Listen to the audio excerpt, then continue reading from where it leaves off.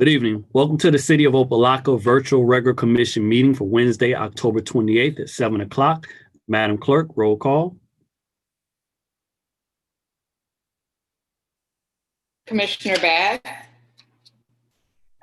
Commissioner Burke. Here. Vice Mayor Davis. Here. Commissioner Kelly. Mayor Pygott. I am here.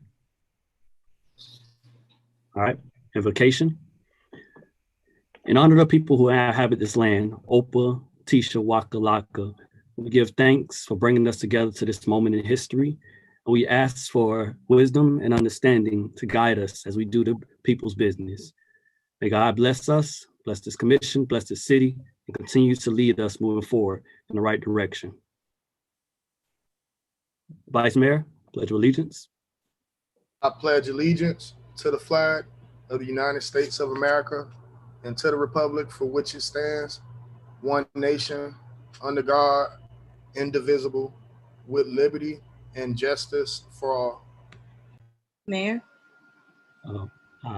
Madam Clerk, would you read the virtual protocols that govern this meeting?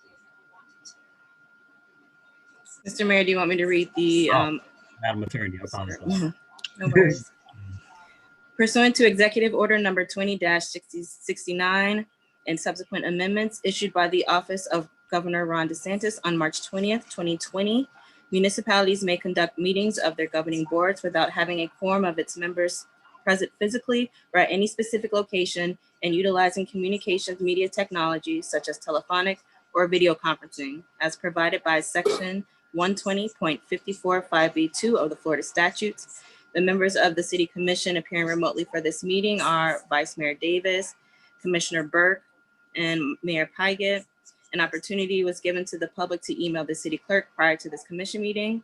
The City Clerk will state for the records at the appropriate time whether there have been any questions, comments, concerns on items you'll hear on tonight's meeting agenda.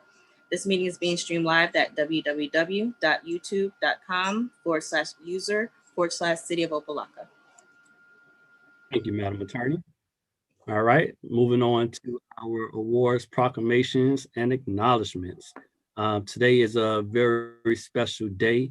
It is one of the last meetings for one of our colleagues, Commissioner Kelly. He couldn't be here tonight, but with that, the Florida League of Cities and ourselves would like to honor him for his 20 years of service here in the city of Opa-locka.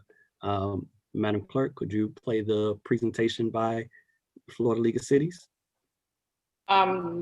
Yes, it'll be a minute, Mr. Mayor. Mr. Grice was supposed to play the video, and I understand he's having technical difficulties at this time.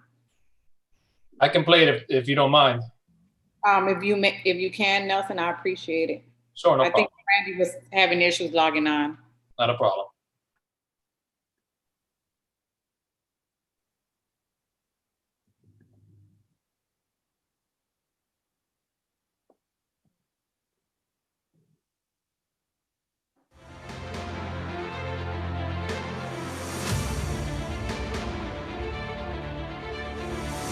Today, the League is excited to recognize Joseph L. Kelly for 20 years of service to Opa-locka.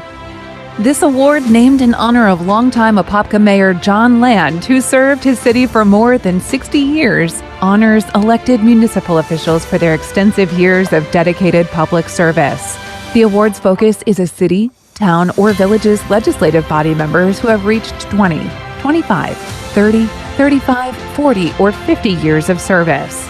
Local governments rely on the unselfish leadership of dedicated citizens who serve their cities by providing quality services, governing effectively, and working to improve the quality of life for its residents.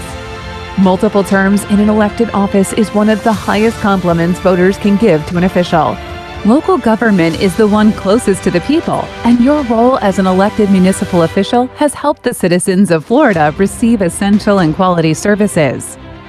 The League thanks you for your commitment to public service and for the greater good of Florida's citizens. The League is honored to recognize you as a recipient of the John Land Years of Service Award. Congratulations and thank you for your municipal service.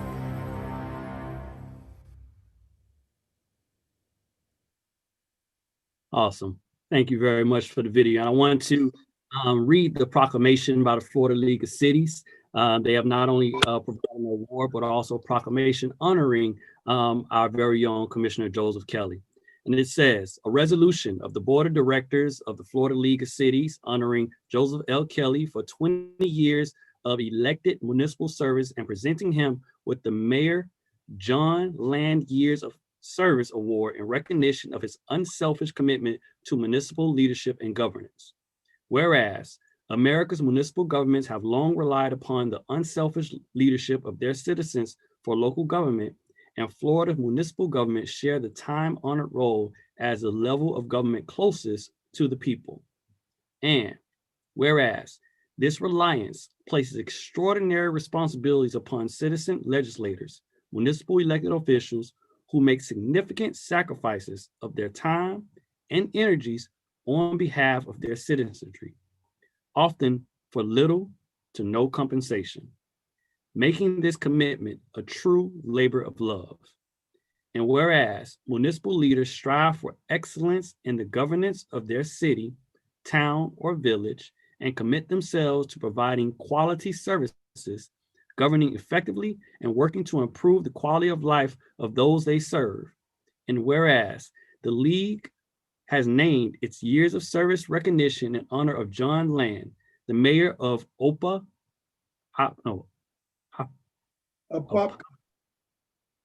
Florida. There you go, Opa-locka. There we go. Appreciate that. Opa-locka, between the years of 1949 and 2014, a leader whose dedication is unsurpassed at the national and state levels, and who modeled the way for decades of municipal leaders.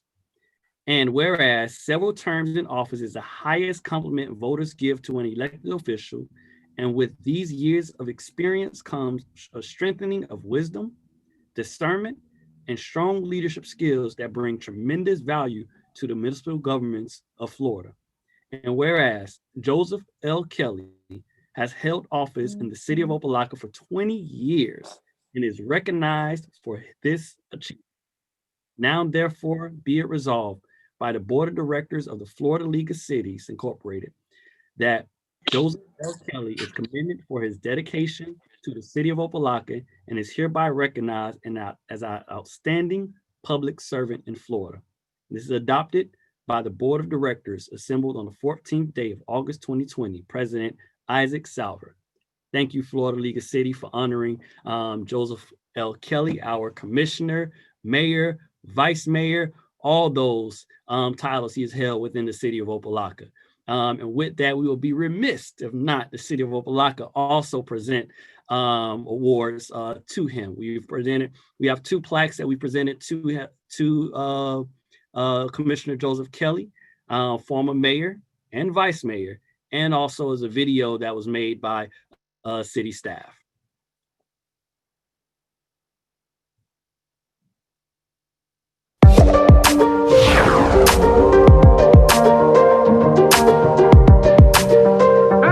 Yes, hi, Commissioner Kelly. I just want to congratulate you for your 20 years of service here in the great city of Opa-locka. I want to thank you for giving the resident what they need and what they wanted. Thank you, thank you, thank you. Commissioner, I've only been here for about 10 months, but I really do appreciate everything that you helped me with, and I wish you all the best because it's been a great experience as long as I've been here working with you. Thanks very much. Commissioner Kelly, I'd just like to take this moment to congratulate you on your many years of service to the city of Opa-locka.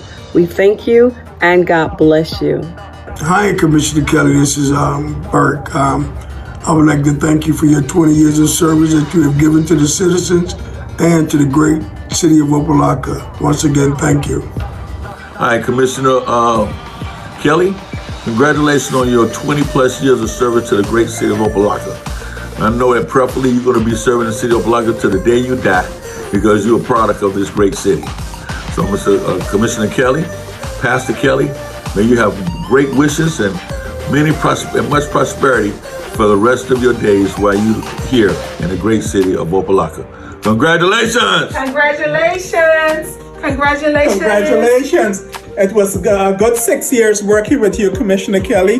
Good luck in your future endeavors. Commissioner Kelly, this is Mayor Matthew Pyatt from the city of Opa-locka. On behalf of all the people and elected officials that have sat with you over these past 20 years, we want to congratulate you for 20 years of elected service here in the city of Opa-locka. Thank you.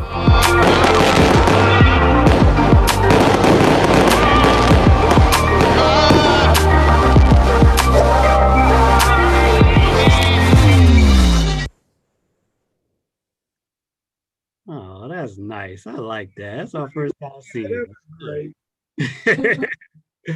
So we wanted to honor Commissioner Kelly. I want to thank everyone that's contributed to this. He's been in this office for so many years and accomplished so much for the people in the city of Opa-locka. So much respect, Commissioner Kelly, for serving here. All right, now let's get down to the business of the people. Let's move on to our consent agenda and pull list.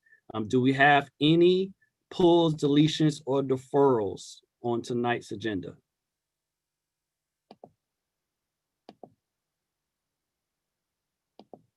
All right, hearing none, do I have a motion to approve the consent agenda? Move it. Moved by Commissioner Burke. Second. Second by Vice Mayor Davis. Madam Clerk, roll call. Commissioner Burke, Yes. Vice Mayor Davis, Yes. Commissioner Kelly, Commissioner Bass, Mayor Pyatt. Yes. Motion passes 3-0. You have a motion to approve the agenda. Move it. Moved by Commissioner Burke. Second. Second by Vice Mayor Davis. Madam Clerk, roll call. Vice Mayor Davis, Yes. Commissioner Burke, Yes. Mayor Pyatt. Yes. Motion passes 3-0. All right. Do I have a motion to approve the virtual regular commission meeting minutes for October 14th, 2020? Move it. Moved by Commissioner Burke. Second. Second by Vice Mayor Davis. Madam Clerk, roll call. Commissioner Burke, Yes. Vice Mayor Davis, Yes. Mayor Pyatt. Yes.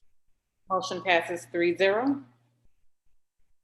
Do we have any reports from District 1 and 2, Madam Clerk? No, Mr. Mayor. All right, moving on to our public presentation. Madam Clerk, then we have Mr. Newell Daughtry.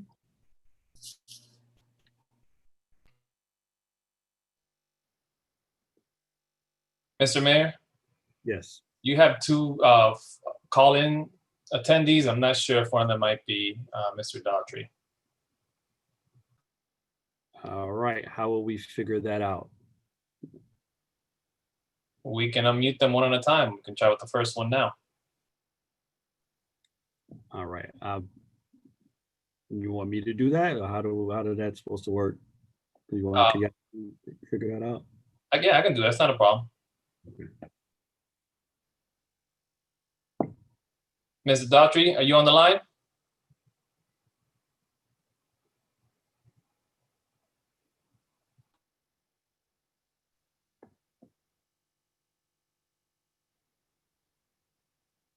Mr. Daughtry, are you on the line?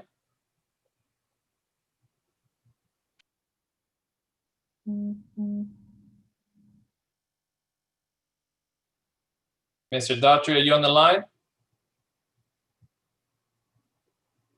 Mr. Mayor, I have Yes, sir. Yes, sir. Oh. Yes, sir. Thank you. Newell J. Daughtry. The address is 3813 East Lake Terrace, Miramar, Florida. Thank you, Mr. Mayor, commissioners. On August 3rd, 2020, I sent a letter to you concerning resolution number 20-9747, in which you approved the payment of $6,362.73 for me. On March 19, 2019, the city's insurance carrier, the League of Cities, legal staff drafted a settlement agreement that paid me for the 70 days of wages that I lost from October the 3rd, 2018 to December the 12th. It was, I was in pay status from April 11th, 2018 until October 14th, 2019, 18 months. I'm requesting that you authorize the city manager to pay me the $6,362.73 that the city owes me. I am aware that the city passed a resolution to reverse that resolution based upon the false information that I had only served 9 months. But in reality, I served 18 months. The ordinance or the code says that if you serve, you must serve at least 12 months in order to be able to receive your vacation and sick leave. I've served 18 months, and I'm respectfully requesting that you authorize the manager to pay me my $6,362.73. Thank you. All right, like that concludes public presentation with Mr. Daughtry. Yes, sir. All right, thank you very much. There any questions, comments, responses?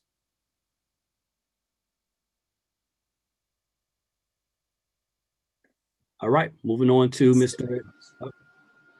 Mayor? Madam Attorney. I just wanted to note that the city and as far as the legal department is concerned is that there's a difference within the amount of time that Mr. Daughtry was in fact an employee of the city. That's where the difference is coming from. I just wanted to notate that. Thank you, Matt. Thank you very much, Madam Attorney. All right, next up, we have a public presentation by Mr. Rodney Jacobs. He is with the City of Miami Civilian Investigative Panel. When the national outcry for police oversight and accountability was taking place earlier this year, we asked for a criminal investigative panel to be brought forth to this commission so that we can have a level of accountability. And I've met with Mr. Jacobs and asked that he come and present to us so that our citizens understand more about this civilian investigative panel, what it means, and what it may look like if it's implemented here in the city of Opa-locka in any way, shape, or form. So with that, Mr. Rodney Jacobs.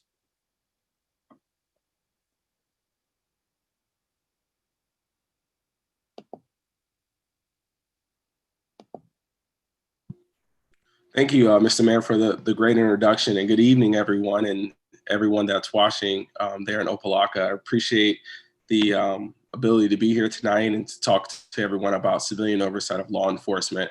And obviously, commissioners, Mr. Mayor, if you all have questions, feel free to interject or to ask whatever you need. I understand that civilian oversight can kind of be this mystery of sorts, but it's pretty straightforward. And I like to think that it promotes transparency within our own city police departments here, and as we'll see in the county coming in a couple months.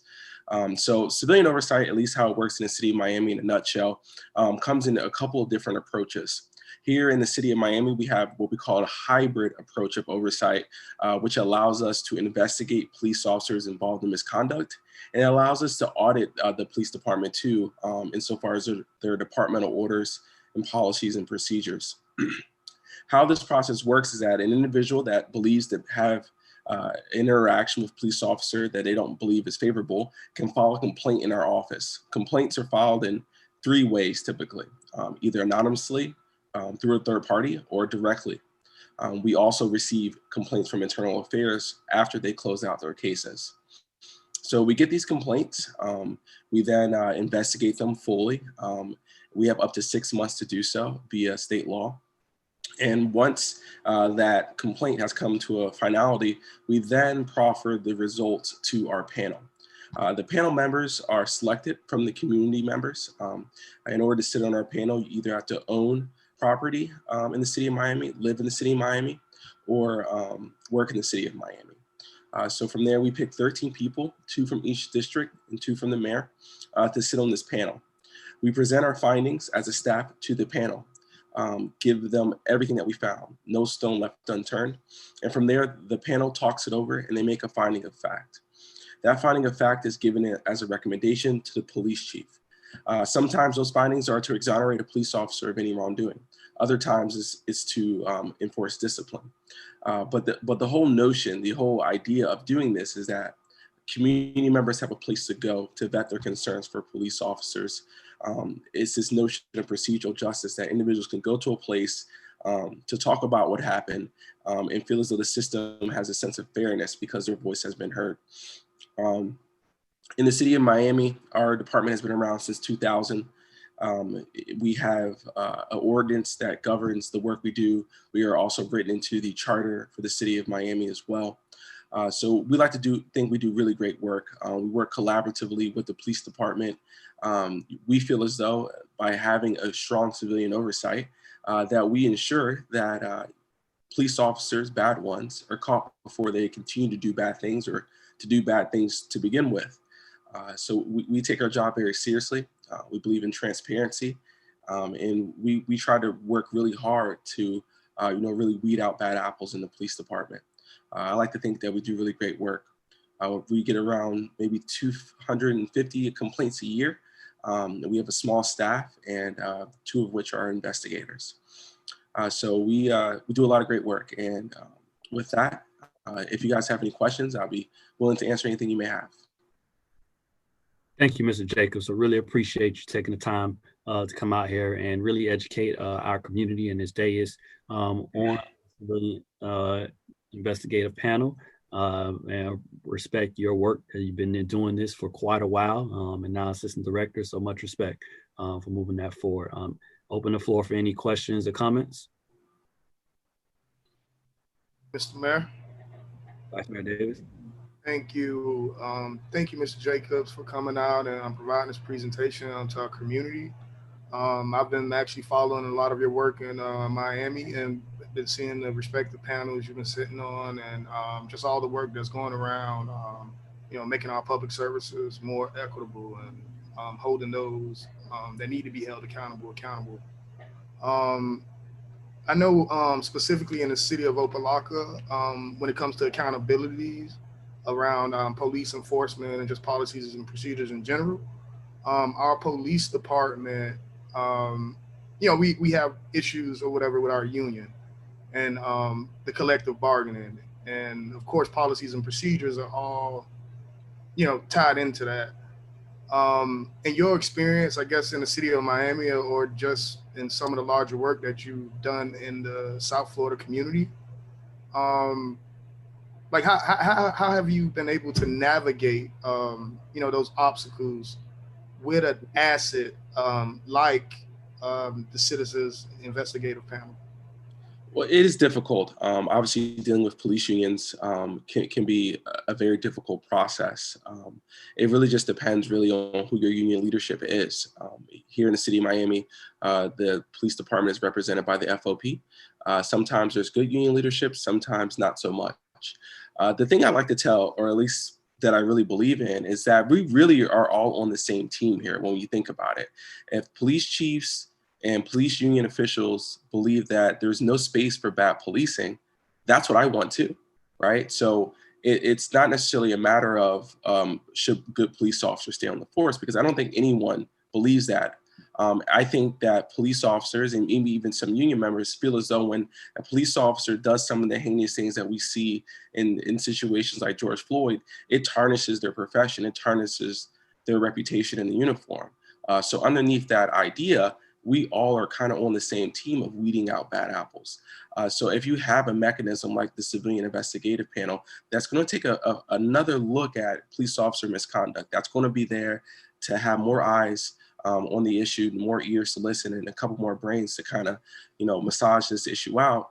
More often than not, you're going to come out to better conclusions. And that's what it's really all about. It's about coming together, about us looking at an issue and figuring out the best way to solve it. Now, collective bargaining is a different situation. Civilian oversight doesn't get into that. That's really left up to the elected leaders and their respective union representatives. But what we try to do is, we will shed a light on, union contracts. That's something that our panel members are interested in. And a lot of that kind of goes to the nature of some of the work that we do, especially when we talk about, if a police officer is going to relieve the duty with pay, or certain issues that are in the contract that they may be allowed to do while on duty that wouldn't necessarily be a violation. Although those things aren't compartmentalized in like a departmental order, it may be something that gives them that ability in the CBA. So we do look at the CBA, but only in a matter of conduct, and not necessarily in monetary gain and things of that nature. But I think it's important to have community members aware of the CBA and other things. One of the things I'm constantly talking about is that when I go out in the community, I try to educate people on, if you're upset at the police department, you got to figure out why and where.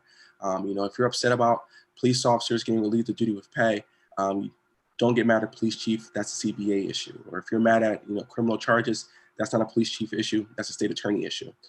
So really trying to manage, engage community sentiment.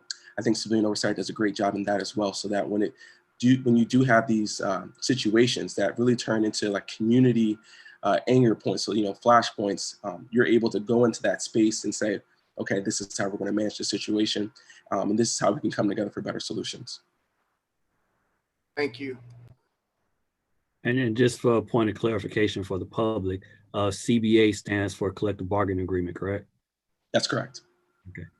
All right, Commissioner Burke, have anything? Yeah, Commissioner Burke. Yes, sir. Being a former law enforcement officer, I noticed, do you get cooperation from the city of Miami? Like you said, we're all on the same team, and everybody wants to weed out the bad apples. But do you get a lot of pushback from your chief and your investigative officers or your internal affairs? It depends. So we haven't really had a lot of pushback from our current chief of police in City of Miami, Chief Kalina. He's really worked collaboratively with us and in looking at cases of misconduct. We've had different IA majors over the course of my time here, and some are good and some want to work with you and some don't, and that's fine as well. Insofar as the police officers that are investigated, sometimes they cooperate, sometimes they don't. That's really their prerogative, but they always do make complaints, or they always make statements, to internal affairs. So we ultimately get their statements when internal affairs shares their closed out cases with us. I'm not necessarily in the business of like trying to bend their arms to come speak to us. I understand if they don't want to, but I like to create a safe space for them to come, because I do think by having a collaborative effort in order to determine what occurred, it allows the community and police officers being a part of that community to do a better job. One thing I always tell police officers, and I tell community members, is that this is a collaborative process. Last time I checked, no one commits crimes in front of police officers. So you need the community and the community to trust you in order for you to do your job effectively, right? And so that trust is built through participating in these kinds of programs. One program that we're currently rolling out is the Community Police Mediation Program, which will be the first in the state of Florida that allows lower level offenses to go through this mediation process. Both the police officer and community member volunteer to go into this space to talk about their issues. Usually they're lower level offenses, discourtesy, officious language, things of that nature. So you'll have two trained mediators there, and a police officer will come in plain clothes and say, hey, I was rude that day. I shouldn't have been rude, my bad. I had a bad day at home. Virtual schooling is getting the best of me. Shouldn't have been rude to you, right? And vice versa, right? So it's the whole idea of coming to a space, talking out your issues, seeing people as humans and moving on. I say this to answer the overarching theme of your question is, how much police interaction do we have? And right now I can say that it's getting a lot better. And I think a lot of that is due to the current nature we're in, but also due to the innovative approaches of our department. Mr. Mayor? Yeah, go ahead. You got the floor. Yes, I'm trying to find out how effective the oversight board is. I think in the last couple of days, the news media have been showing, I think, back in September, City of Miami made a rough arrest, and you guys investigated it, and y'all substantiated some of the things that the victim was saying, and they said they was trying to see if the police department was going to open up the investigation again.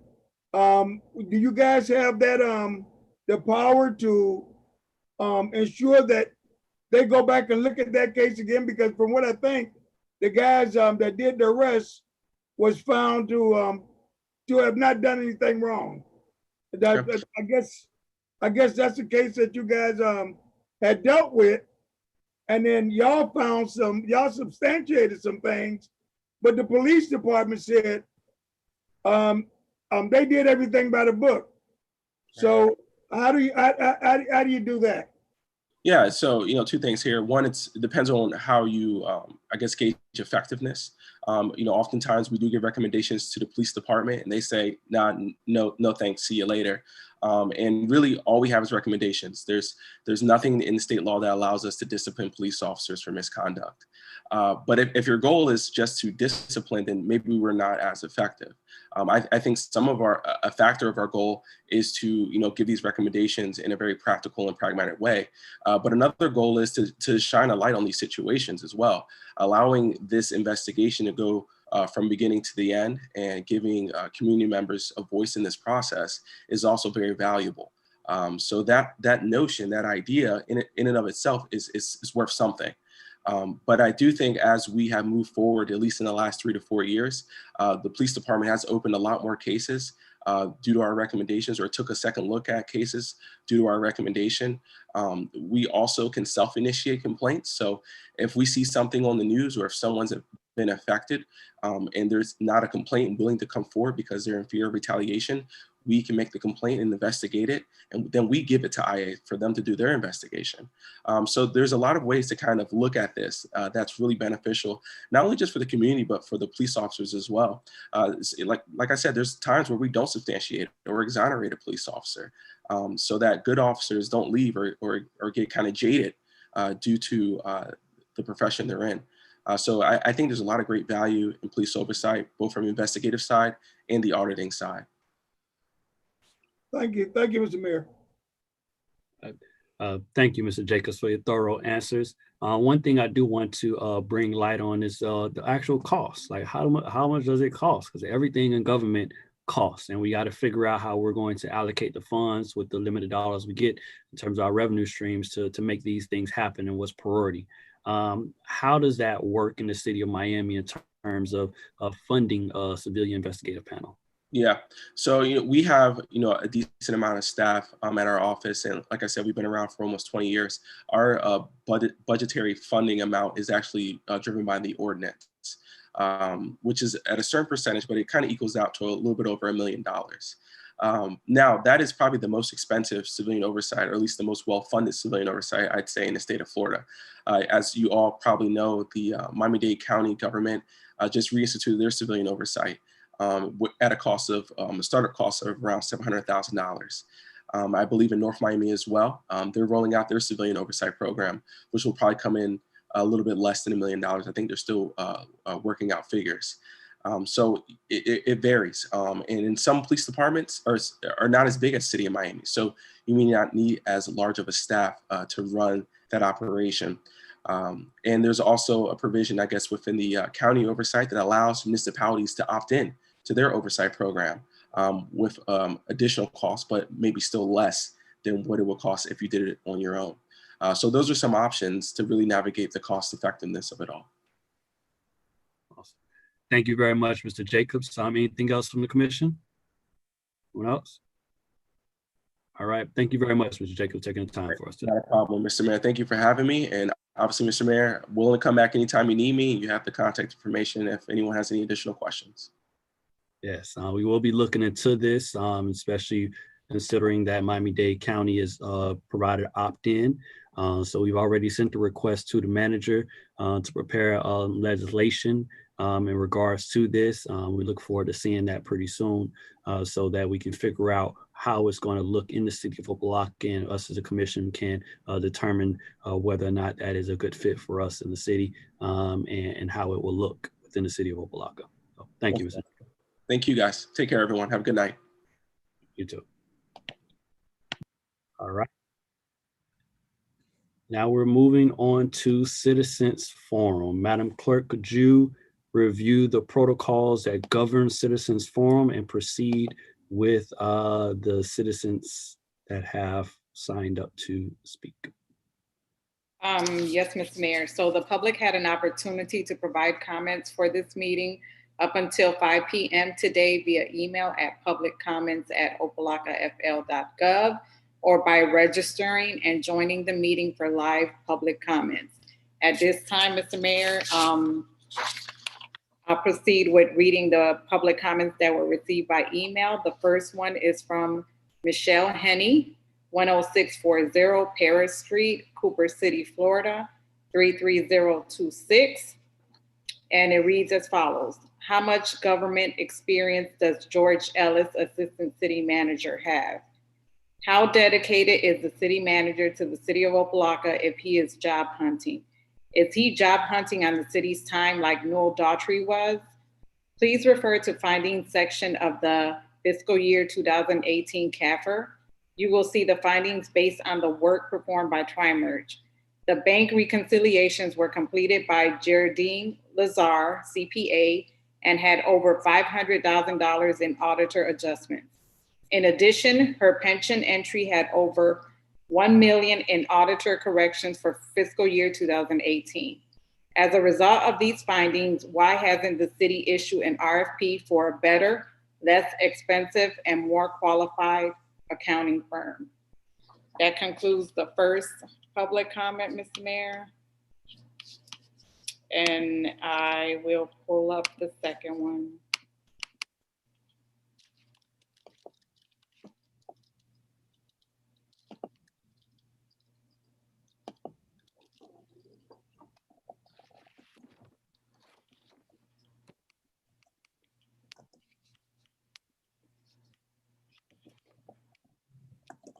Okay.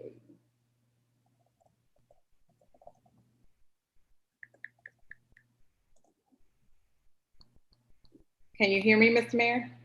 Yes, we can. Okay, the second public comment we received by email is from Josie Santana, 13210 Alexandria Drive, Opa-locka, Florida, 33054, and it reads as follows.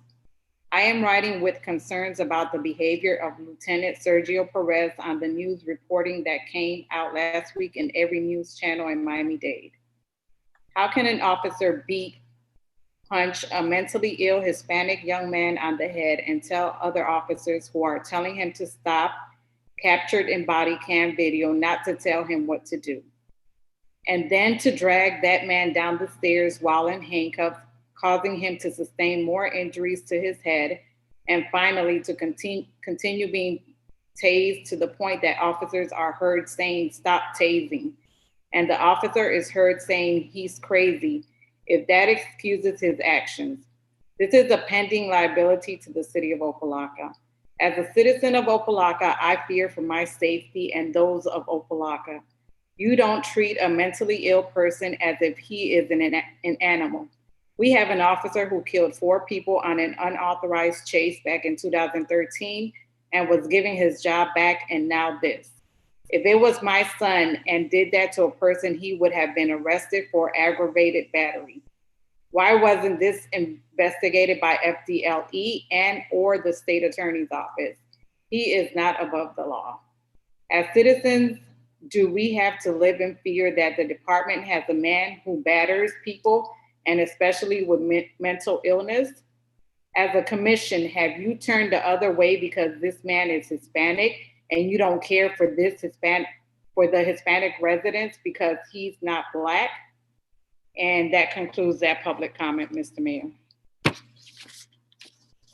We do have several others that will provide live comments. The first one is Deborah Dorsett. She's the Executive Director of Greater Miami Service Corps.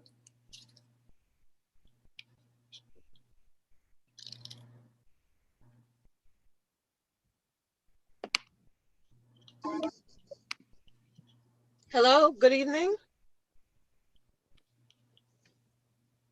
Hello. Good evening. We hear you. Good evening. Oh, good evening. Okay, great. Thank you. Good evening, everyone. Honorable Mayor, Vice Mayor, and Commissioners.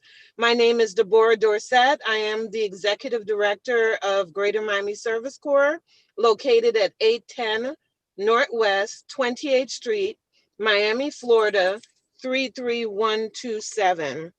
I am here this evening to reintroduce the Greater Miami Service Corps to the Commission and the great work we do with young people in need of a second chance to achieve their goals.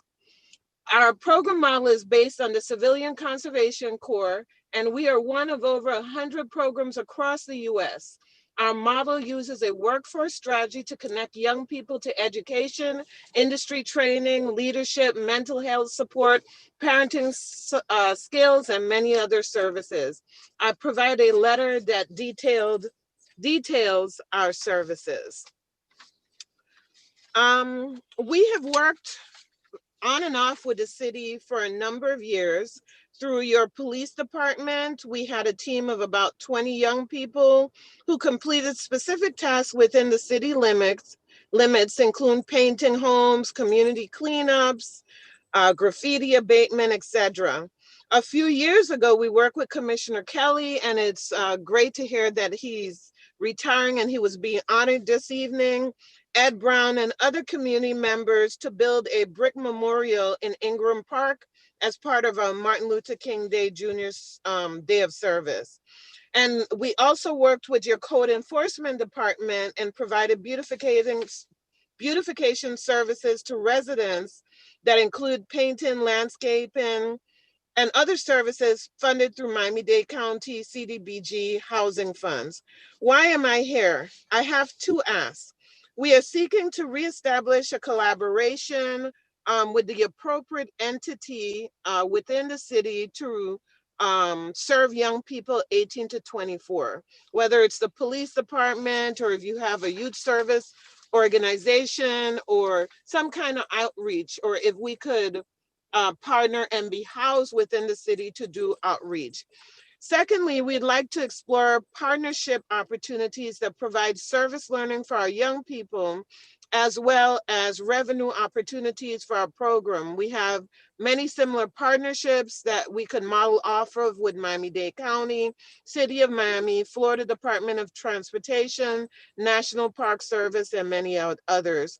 Our objective is for young people to become stakeholders by addressing the physical and social conditions of their community, gaining work experience, and connecting them to educational opportunities and where they're able to earn while they learn and get educational scholarships up to $6,000. I've provided my contact information to you, and I also have a young lady who will speak after me who is a resident of Opa-locka and one of those individuals who we were able to serve throughout the years and currently works with our organization, and she'll share her experience. Thank you for the opportunity to speak with you all this evening, and I'm available for any questions.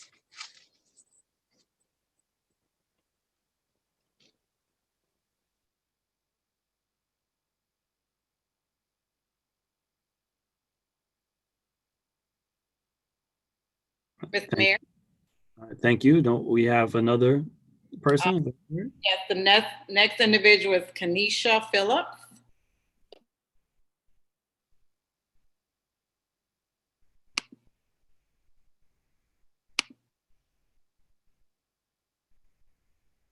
I have unmuted the other phone caller on the attendees list. Ms. Phillips?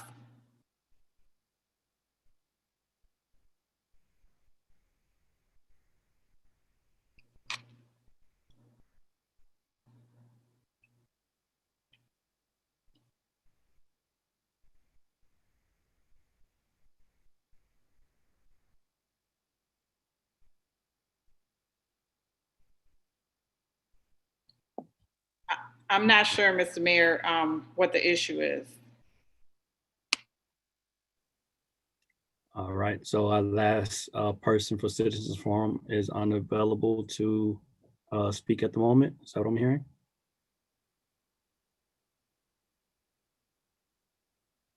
Can I ask Mr. Rodriguez a question, Mr. Mayor?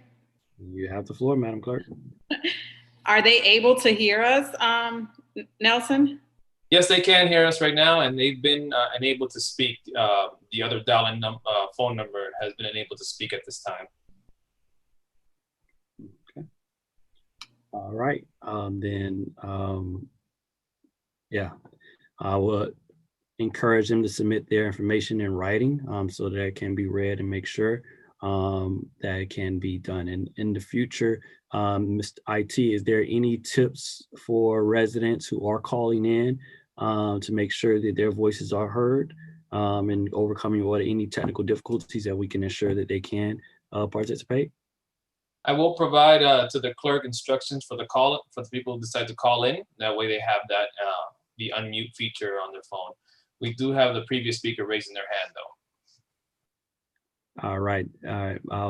Then Ms. Dorsett, you have the other speaker on the line.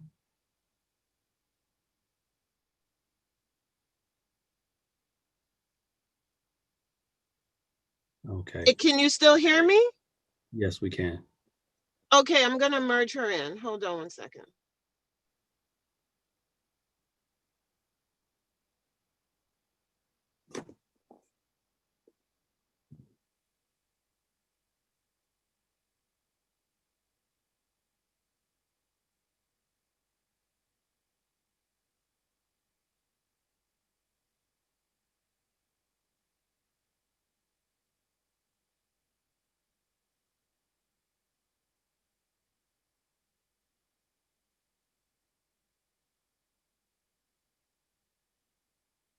All right. I think we're I'm gonna. sorry.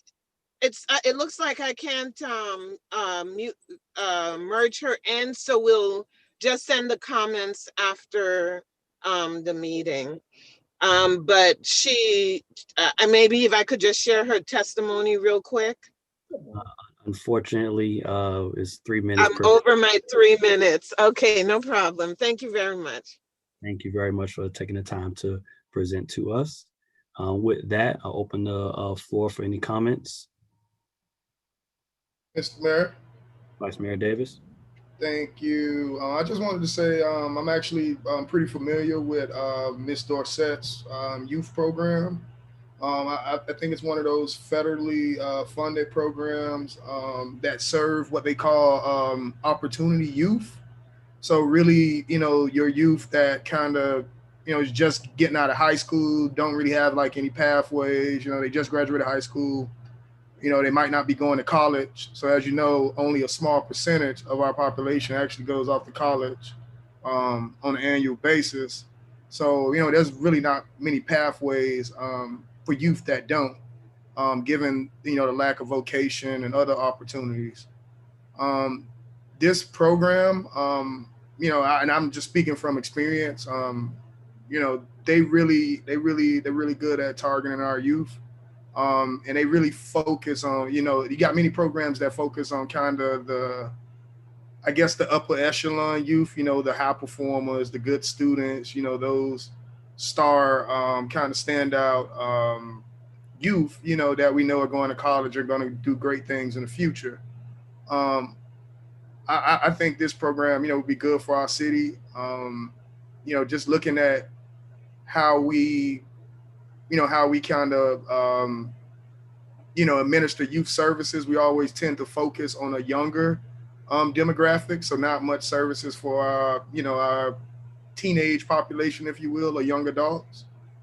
I know it's just kind of like volunteering and, they kind of serve different projects in different capacities, mostly, through manpower and volunteer force. But they do also have like a component where they try to get the youth involved in like vocation and college and like that sort of thing. So, I see it as it might be a good fit. So I look forward to hearing more about the program and what Ms. Dorsett sees as an opportunity for us in the city.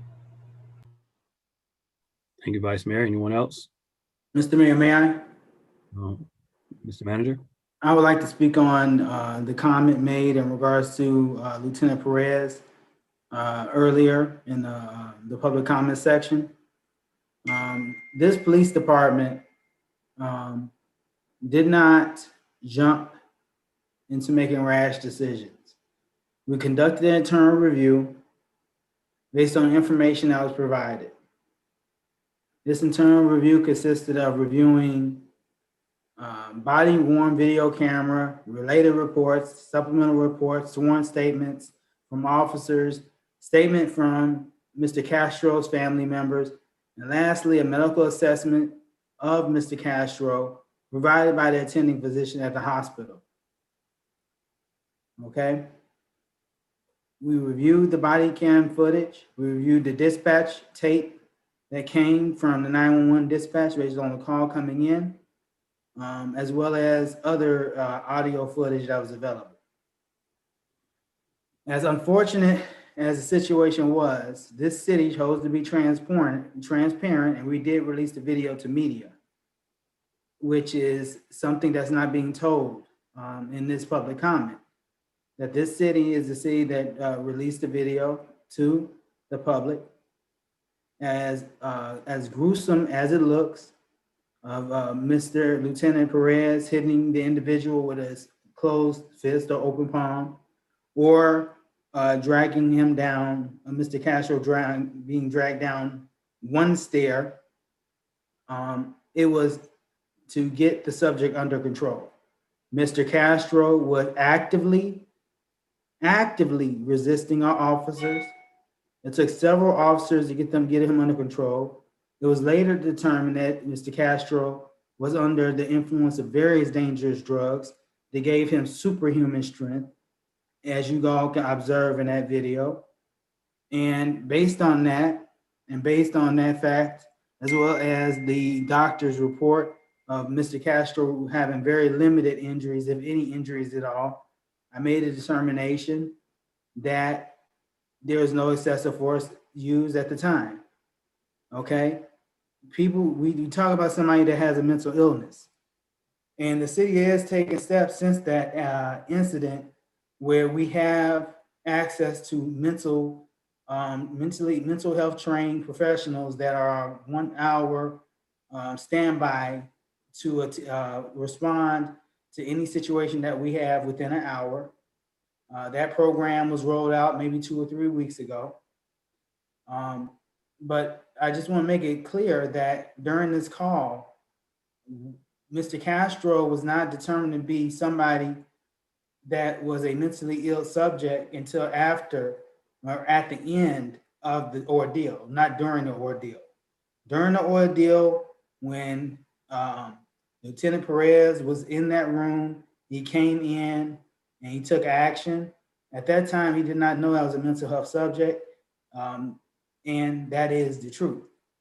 Also, people want to go back and use Lieutenant Perez's past against him. Lieutenant Perez was cleared of that I-90 crash. There were independent witnesses that witnessed him not follow those vehicles on the roadway, on that expressway at the time of that multiple fatality that occurred.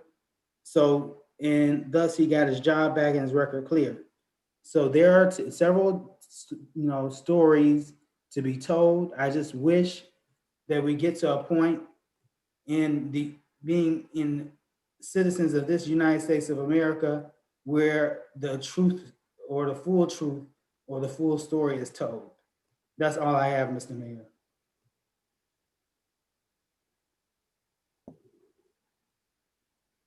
Anyone else have any comments?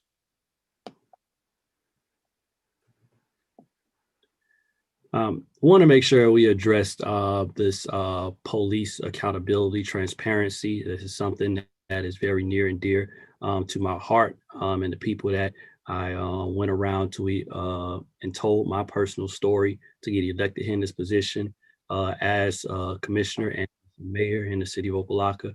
Understands that I personally had been traumatized by situations with police. And that has led to be very, very sensitive to all acts in which we may deem police that are, in our public eye, maybe acting a little more aggressively than we think a human being deserves. And with that, with this situation and many others, we've asked for a citizen investigative panel to be here within the city of Opa-locka to provide that level of accountability.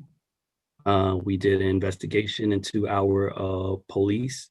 We made changes in leadership, and we're currently doing a national search to bring in a new chief of police within that.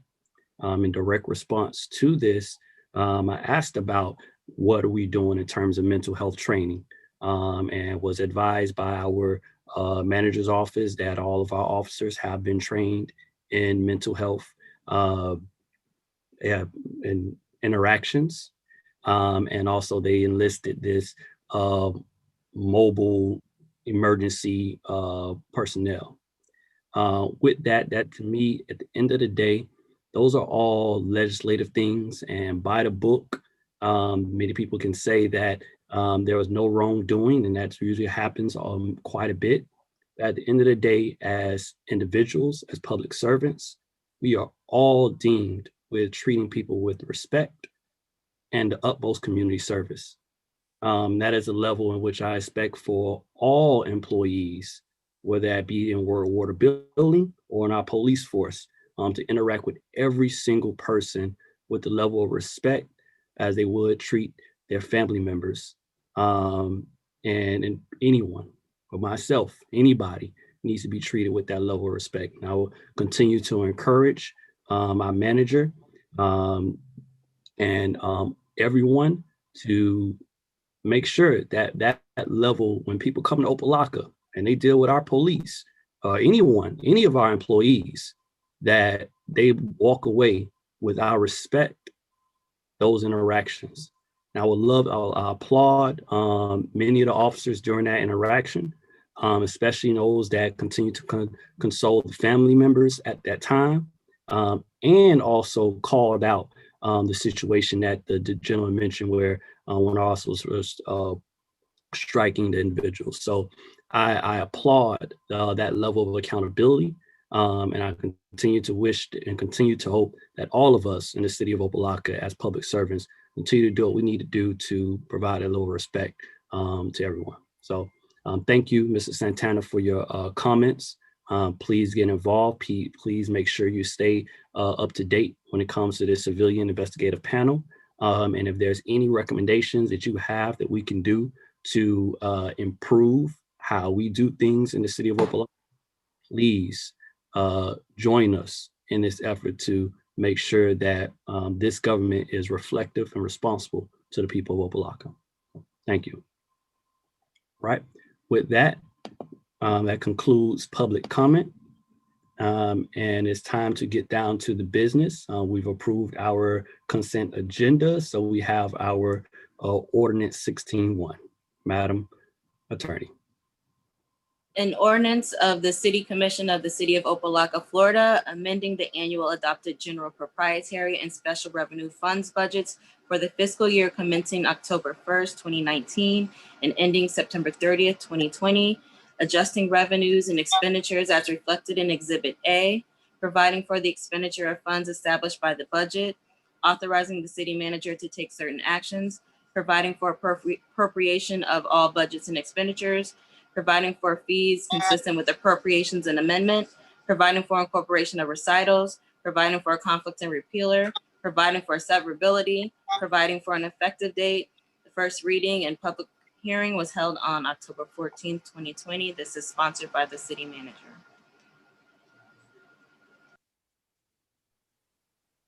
Mr. Mayor, you're muted. You're muted. Thank you, Mr. Manager. This is a public hearing item. Madam Clerk, do we have any public comments for this? No, Mr. Mayor, we do not. All right, do I have a motion? Move it. Moved by Commissioner Burke. Second. Second by Vice Mayor Davis. Mr. Manager, this is your item. I should be able to take the floor on this. There are no changes from the previous presentation done by Mr. Anathan. Unless there's any additional questions, this will be ready to be prepared to be voted on. All right. Are there any questions on this budget amendment? All right, Madam Clerk, roll call. Vice Mayor Davis, Yes. Commissioner Burke, Yes. Mayor Pygott. Yes. Motion passes 3-0. All right, moving on to, that concludes our city business. Mr. Manager, your report. Thank you. This week, we're going to go over our 4 major challenges and any major issues that any of our commission members may have. As far as our 4 major challenges report, it goes, we're going to start off with finance with Ms. Jerry Lazier, Tri-Merge Consulting. Jerry?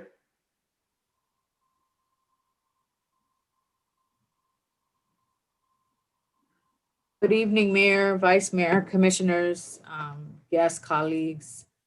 I'm giving a report, just updating you on where we're at as of October 28th since our last update.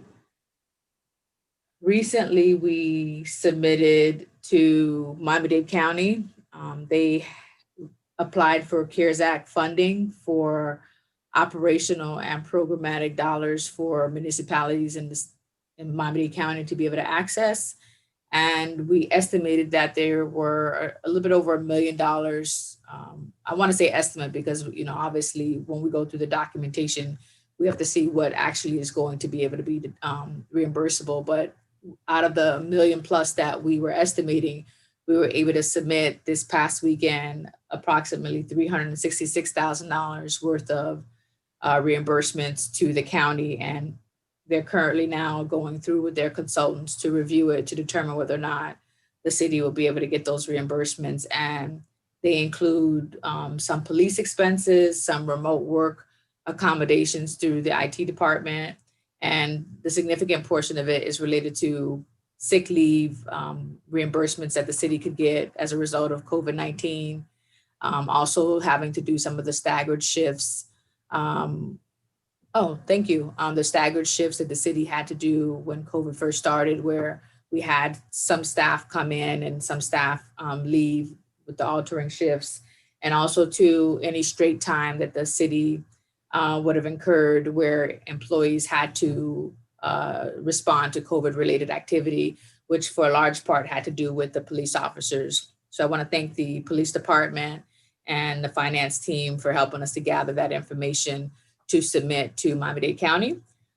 We did hear back from them today. They had a chance to review our information, and they're going to be submitting it to the Board of County Commission for approval. So one of the things that they shared previously is that as they start approving some of these cost reimbursements, they're going to try to get them approved between 1 and 2 days, at least 1 to 2 days during the week. So we're hoping that will be something that will come to fruition. And if it does, then that'll be included in a budget amendment for fiscal 21, or it could even be considered something for fiscal 20, but I'll speak to the budget administrator once we know further.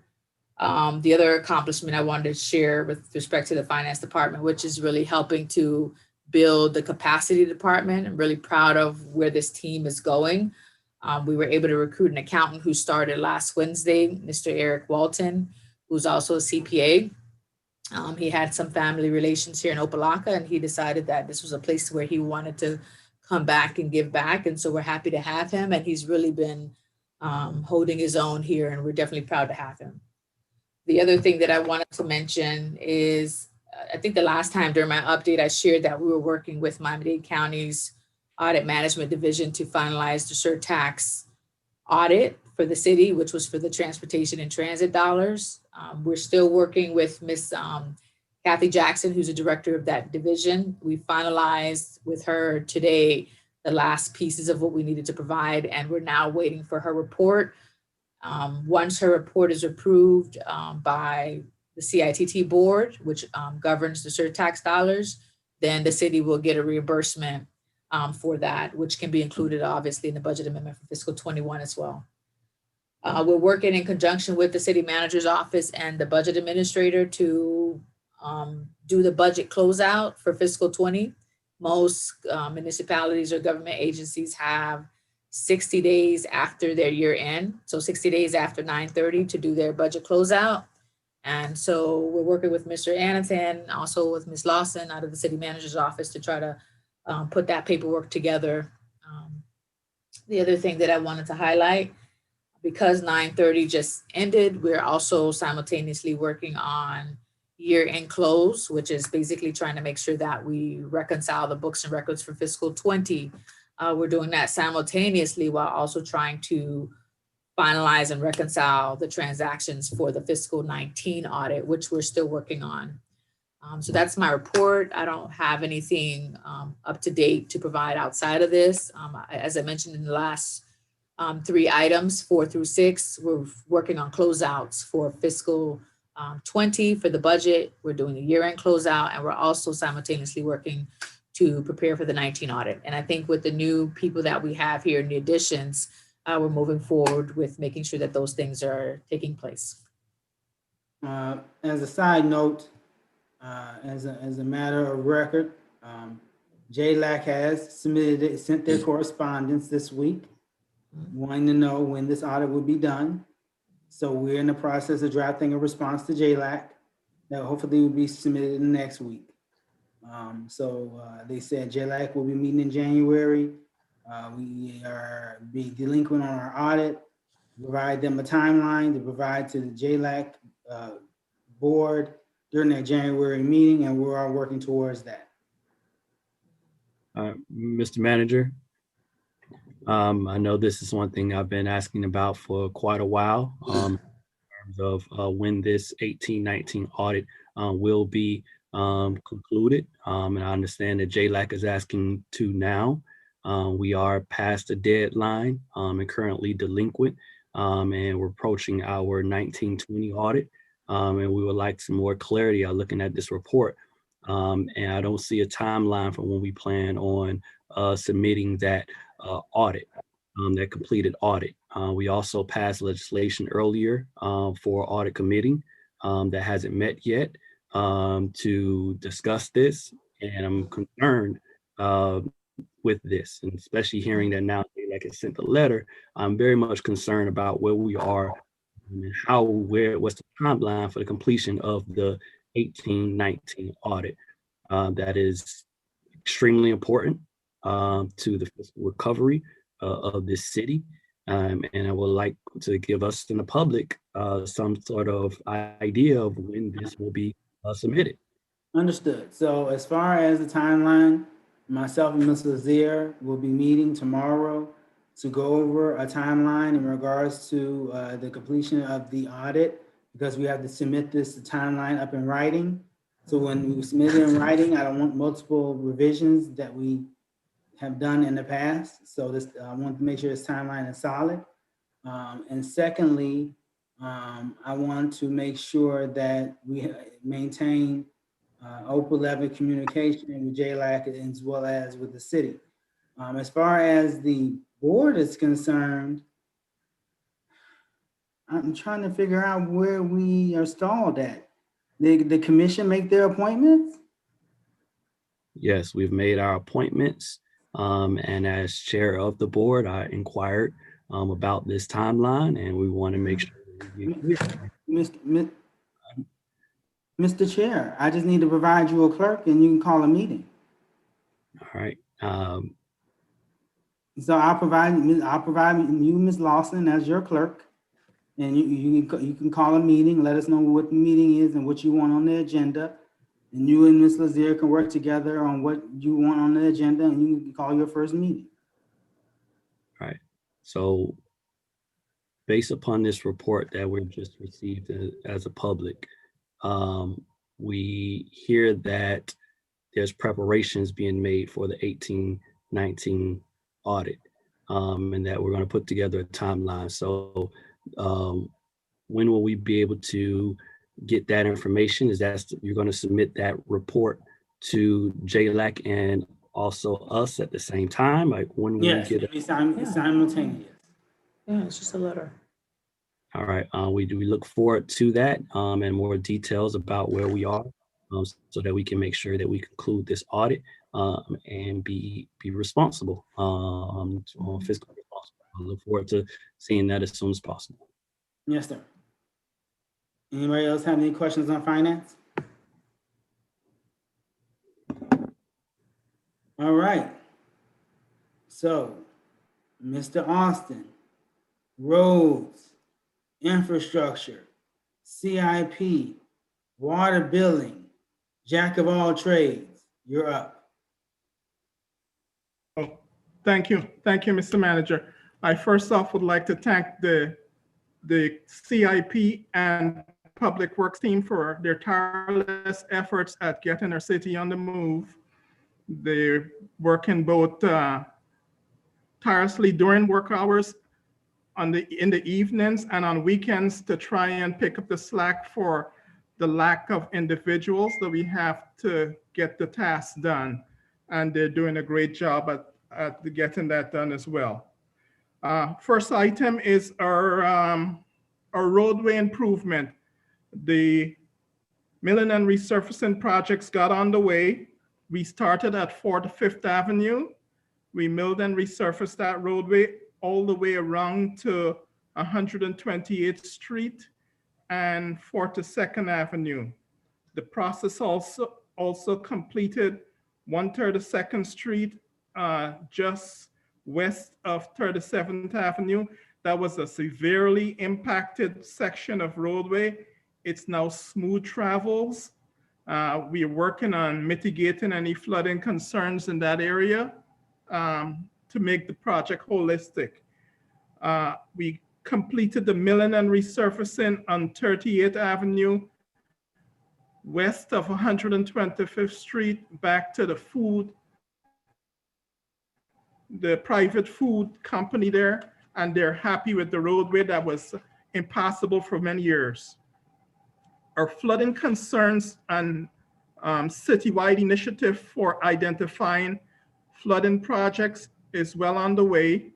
We recently posted on the website an interactive questionnaire for residents and business owners that have flooding concerns, so we could submit that to our consultant. We also posted an overview of what the initiative will address for our residents and business owners to provide us with any concerns that they may have on this initiative.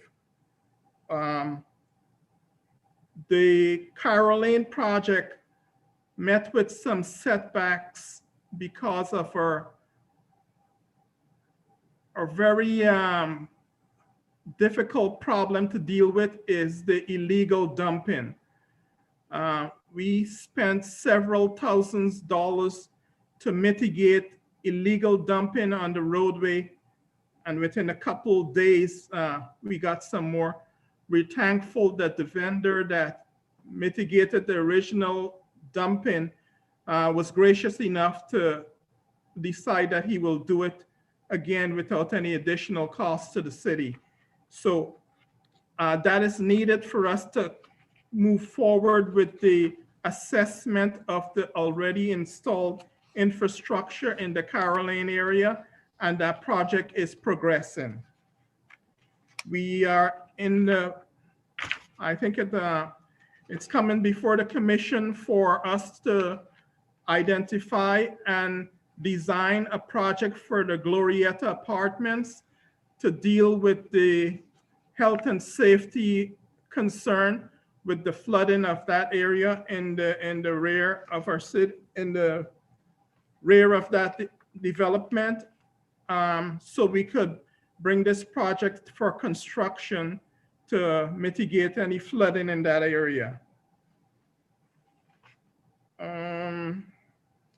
We are working to bring to fruition the lighting project and restroom projects for the Ingram Park.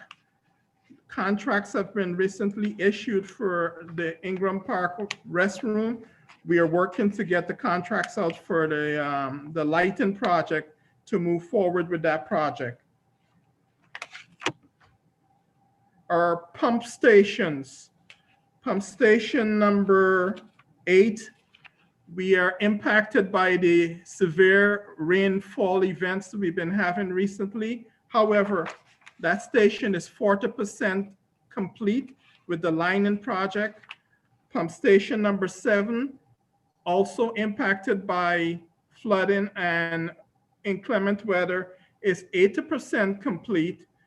We just started the project to address pump station number 4, and we hope to have that completed before the end of November, where we will have the flow testing done to close out our moratorium on pump stations. We will be bringing to the commission an agenda item to address one additional item for our consent agreement, and it's the stormwater flow map that we are gonna have to submit to Miami-Dade County Durham. That'll be coming up on the next commission agenda. We successfully installed all street lights around the city with the exception of Shahrazad Boulevard and Northwest 139th Street from 26th Avenue to 24th Avenue. Those 2 locations require special lighting initiatives to address the heavy tree canopy that's there. Regular lights will no longer cast enough light at the ground level for safe commute. All in all, we installed 500 lights in that area, and we're looking forward to getting the remainder installed on those 2 roadways. Mr. Austin. Yes, sir. On those lights, on those streets where it's difficult and now a special solution needs to be done, what's the ETA of that special solution being figured out and those lights being installed? We're looking at about a 4-month period, sir. Okay. It has to go through design. We're looking to bring the lighting down to about a 20-foot level outside of the canopy of the trees, so we do not have a future problem. Understood. And then in the future, how do we go by educating our residents that the trees that are in the swells or that are in the right of ways are their responsibility to trim? How do we kind of educate our residents? I know they don't want to do it. I know they feel they're not responsible for it, but what kind of initiative can we do in the future to address it? Because it's always going to become an issue of beautification. And I'm sorry, I'm jumping into this beautification subject kind of early, but I know it always comes up to the issue of beautification, that the city needs to come out and trim the trees when in essence, it's the residents' responsibility. And some of this is what is affecting some of this lighting. As per our charter, it is the responsibilities of the residents to trim and maintain. We will do the initial push to do the heavy lifting in the easement because it has been neglected for some time, but it is per our ordinance that the residents maintain the swale area, the sidewalks in front of their residents and businesses. We are going to substantiate that by providing mailers with the ordinance so our residents could be aware of this. Thank you. In the past 2 weeks, we've identified and cleaned 24 storm drain structures, and we're still working tirelessly to continue cleaning where we can. We recently got Mr. Austin, let me interrupt you. Storm drains. I'm very concerned. I'm very concerned about our gutters. I'm very concerned about our storm drains. Alabama looked horrible last week. Horrible. Especially in front of the church. And I know you told me that you guys are doing your best. You're pumping things out. You're going to put weed killer in when rainy season is over. But it's difficult for me to drive down Alabama on my way to work when half of Alabama is underwater, you know? So we need to kind of find a solution to that, you know, quite quickly. Because if this area is looking bad, I'm sure there's other areas in our residential areas looking bad. What's the plan for that? What are we doing with the gutters? Are our guys really cleaning the gutters? Well, yes, we are cleaning the gutters, Mr. Manager. You have to understand these gutters have been in place for centuries almost.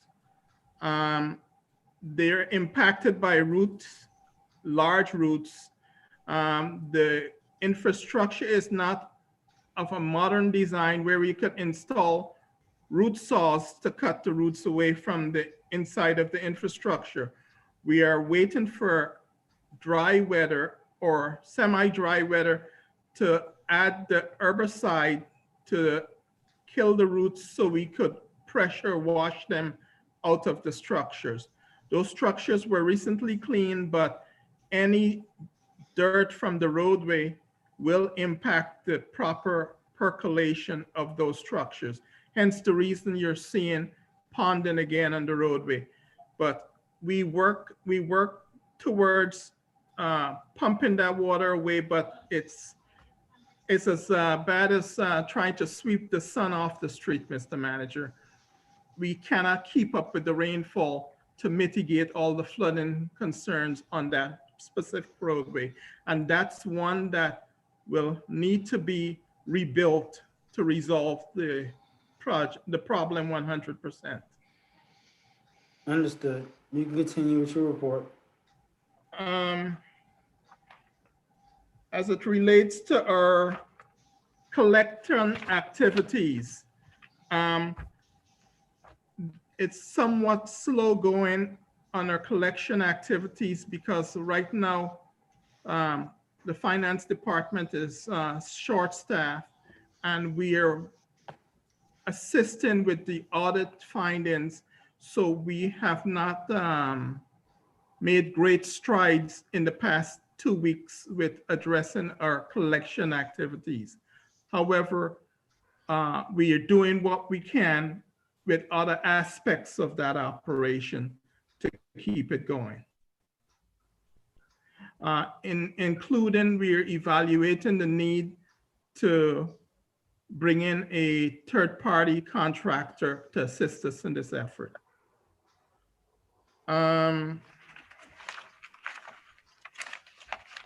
That's one additional item you asked about, Mr. Manager.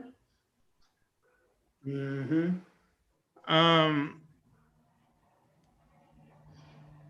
As far as it relates to our other capital infrastructure problems, they're proceeding as planned. We do not foresee any problems at this time. And we're meeting bi-weekly with all the contractors and consultants to get updates as we go along. And then I'm thinking at the tip of my tongue, is there some emergency? I just sent you an attorney email. Is there some emergency legislation that I need to be calling a special commission, emergency commission meeting for? I remember there's some legislation that was going to be on the agenda, and then it was maybe taken off, and then we enabled the emergency item for me to call an emergency meeting. That is for the special development of a special taxing district for a health and safety concern that's impacting the residents around the Pine Tree Lake community. Is that ready to go? It's still with the attorneys, sir. Okay, I'll wait to hear. All right, Mr. Mayor, I'll take any questions you have from Mr. Austin. I saw a lot of faces. Saw you had a lot of faces. So I'm sure you have some questions. So the floor is yours, sir, to have your, to ask questions. Floor is open for any questions for Public Works. Mayor? Commissioner Burt. Yes, to the mayor, to Mr. Austin. Mr. Austin, in reference to the Carroll Lane area, is there anything we can do about the illegal dumping? I mean, as fast as our guys go over there and pick it up, it's like they're coming back through there at night and dumping again. And we're just gonna, I don't know whether we can install cameras or something over there, because we're just gonna keep spending money to remove the trash, and we're never gonna get anything done over there. So is there anything that we can do about the illegal dumping over in the Cairo Lane area? Mr. Commissioner, we've requisitioned the cameras from our information technology section. They will be working with us in the upcoming days to install additional cameras. But it's almost an exercise in futility, but we are going to address this. The last camera, the business owners or whoever dumped the illegal material went to the extreme of knocking a light pole down to bring the camera down. So this is what we're dealing with in that area. But we have found additional placement points for cameras, and we will be working to install those to try and mitigate these concerns. Okay, one more, Mr. Mayor. Mr. Austin, as far as the lighting project at Ingram Park, do we have a contractor yet? And do we have a timeline on when the work's supposed to start for the lighting project over at Ingram Park? We do have a contractor. The work is expected to, the duration of the project is expected to be 3 months. We are in contract initiation process with this contractor, and we'll be proceeding shortly. Thank you, Mr. Mayor. All right, Vice Mayor, do you have anything? Yes, real quick, Mr. Mayor, I didn't hear the director mention it, but bus stops. Bus stops. Where are we in the process of? My apologies. That was the last item that I was going to bring forward. I know you normally cover it, Mr. Austin, so not under, but if you could briefly. The bus stops. I'm looking forward to. We are looking forward to bringing this item to the commission for approval in the meeting in December. We have found a vendor that is very amenable to doing business. He's circumnavigated the Opa-locka area, and he's pleased with what he sees to deploy benches in Opa-locka. It's a City of Oakland Park bid that we're going to be piggybacking, and we hope to move this forward in December and look forward to ramping up the project to get these benches that were removed from the old contractor back in place. Okay, thank you, Mr. In addition to that, we are putting an RFP on the street to procure shelters through our CITT funding to address our internal shuttle with bus shelters for the route. So our internal shuttle, we will be deploying as per our available cash flow shelters for the inner city shuttle. Oh, okay, and that's to speak to the bus, like our city bus. Our internal city bus. Okay, so in addition to the, I guess, the public bus stops, the ones that Miami-Dade County ultimately has jurisdiction over, we're going to create other bus stops, shelter style stops for our internal routes. Okay, thank you, Mr. Austin. I guess I didn't really, I was hoping we would get it in before December, because, you know, we're in hurricane season, and of course shelter and South Florida and rain is a tandem, you know, like no other. So I was hoping to get it in before then, but thank you, Mr. Austin, for that. Bus benches contractors are very elusive, but we were able to find one of them that we could work with. Okay, thank you. Mayor, may I? Manager? Mr. Austin, you might also want to mention that we're going to put out RFP for a vendor to do our bus services as well. Services? Probably add an additional route. this past year, CITT increased our transit allocation to allow for the partial funding of a second bus route. We are putting a bid out on the street to try and get an operator, and at the same time, an operator that could provide us with the tram style buses instead of the shuttle buses that we currently operate. Nice. Okay. Thank you, Mr. Austin. Thank you, Mr. Manager, for all your hard work and ensuring our residents have adequate, free, local, efficient transportation. Indeed. That concludes my report, Mr. Manager. Thank you. A few questions, Mr. Austin. Thank you very much for your thorough report on 3 of our 4 major challenges when it comes to our water billing, collections, our flooding and its during moratorium, and lastly, our roads and streets capital improvement projects. It's good to hear that we have making some progress in regards to remilling our streets. I didn't see that on social media. Are we taking before and after pictures and videos and sharing that with the public? We are taking before and after pictures, Mr. Mayor. I'm not sure if they were shared, but we'll ensure that they are. Yeah, I think it's important that our residents see the progress that we're making and utilizing our avenues. We do allocate funding for PR persons to do this type of stuff. And it's important that they capture the work that is going on to improve this city. One thing that you mentioned just now in terms of transit, you said putting out another RFP. So we're going to have 2 different bus services operating 2 different lines? No, sir. No, sir. We're going to RFP it out, the whole bus service. So the whole shebang.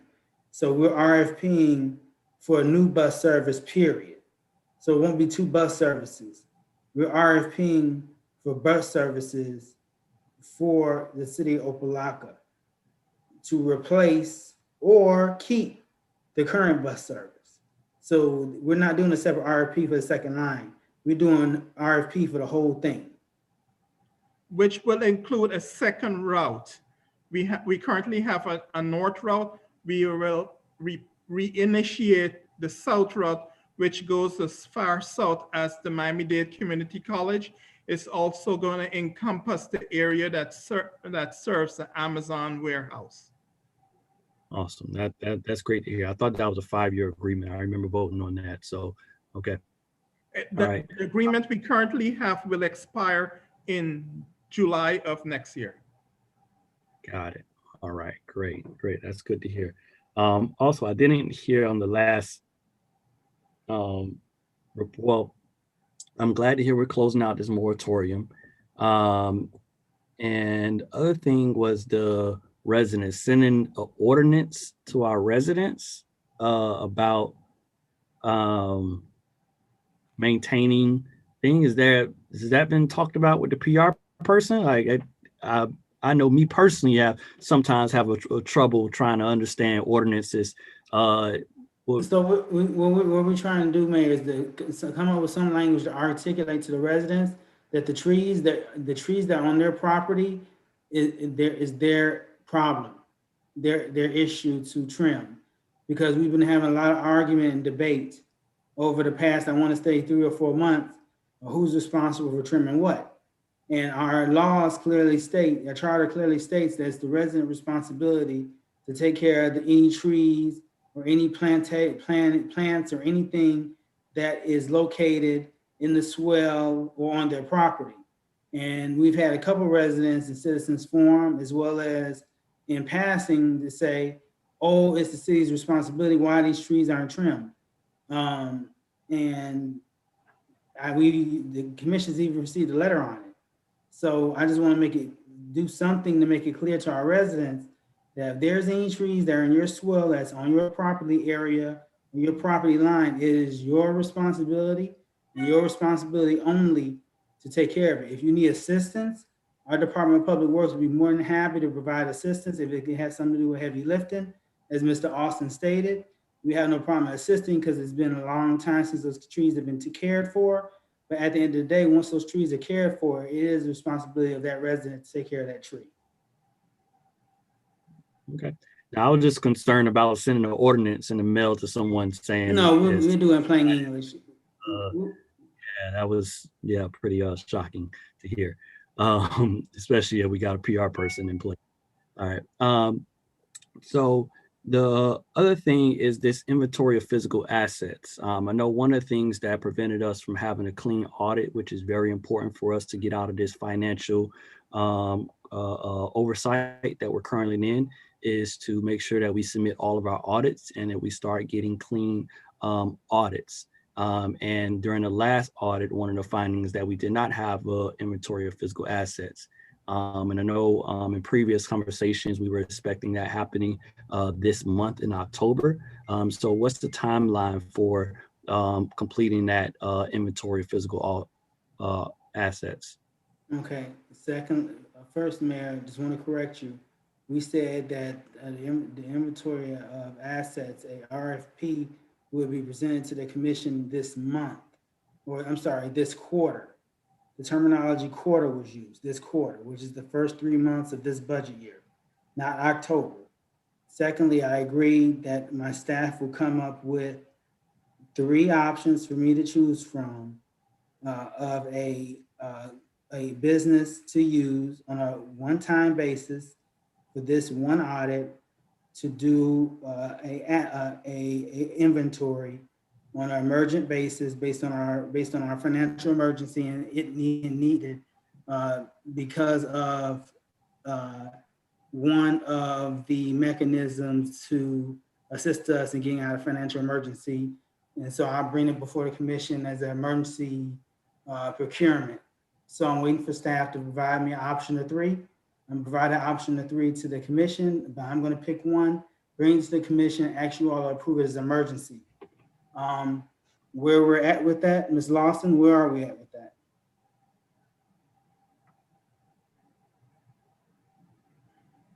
Hello, Mr. Pate, Shameka Lawson. We have 1 quote right now. I'm trying to get 2 more so we can at least have 3 quotes to be able to provide to you. So that's why I'm trying to get 2 additional quotes. What's the dollar amount on the first quote? $20,000. And that's for a full asset audit? Yes. Okay. All right. Well, we're going to try to get to 3, hopefully by next week. If not, then I have to make a decision. Okay. We want to make sure, as stated earlier today, we have this JLAC committee that will be meeting in January. And this audit, ideally, hopefully, will be done before then, so they have they can not try and hold back any funding from us again, which is very important for the fiscal welfare of the city and moving out of this fiscal oversight. So I appreciate all the efforts of everyone making sure that we tackle these 4 major challenges that we're facing as a city, so that we can continue to shine. And we'll look forward to seeing these reports and where we are with that. So are there any other questions for the manager? And manager, you have any other comments for your report? Mr. Mayor. Commissioner Burke. Mr. Manager, when we do this inventory, is there any way at the same time we can also, after the inventory is done, mark Opa-locka's property? Yes, part of the inventory process would be to tag our property as well and provide an inventory tag number. Okay, thank you. Thank you, Mr. Mayor. All right. Anything else, Mr. Manager? Mr. Mayor, first, I want to thank you and the commission for your support. My anniversary was a couple of weeks ago here, a very enjoyable one. I have enjoyed my time at Opa-locka. You know, people may say that I'm job hunting, and I find that to be incorrect term. I'm not in the way of job hunting. And Opa-locka is where I'm at, and I'm going to continue to give my best efforts. In saying that, there are two sides to every story. And as I always tell you all, and I tell the people that I talk to all the time, that you see things in a video and you see them as, and you see the video, you say, wow, look at this video. What am I looking at? This looks so extreme. This looks horrible. And I tell people, sometimes you don't know the context of the video. You don't know what occurred before or after it. You don't know what's being said over the radio. You don't know what terminology is being used. You don't know the situation. You don't know the thought process of the officers on the scene. So in saying that, this Castro video has been very stressful to me as a city manager on ordering a administrative review. And in ordering this administrative review, I watched this video in different angles, I think at least 100 times. There's at least 2 or 3 different angles of the video. The video that you all see is the best angle that can be provided to see everything. But in saying that, please understand and trust that as your director of public safety and the one overseeing the police department currently, and as your city manager, that I will make the best decision to protect you as the elected officials and heads of state of this city. Officers make split-second decisions all the time. Some of them right, some of them wrong. Some of them you don't understand the context of. So we all have to understand this. Mr. Castro was obviously a highly aggressive, very, very, very active, resistive person. I think Commissioner Burke can understand the terminology that I'm using, being retired from corrections. You know, somebody that's actively resisting is different than somebody that's passive and not moving or not doing anything, and they're submitting to law enforcement. Mr. Castro was actively resisting, and to be perfectly honest with you, as I said to news outlets, and I say to you all, yes, Mr. Mayor, Mr. Vice Mayor, Commissioner Burke, we could have done much better at that scene. We could have done much better at that scene. Our tactics could have been better. I can tell you 3 things right now of what we could have been better at, and I'll leave it at that. I can tell you 100, but I'll tell you 3. Number 1, if I walk into a house with a young man that's hog-tied and he's acting erratic, I'm waiting on backup to arrive before I try to untie him. That's error number 1. That's tactical error number 1.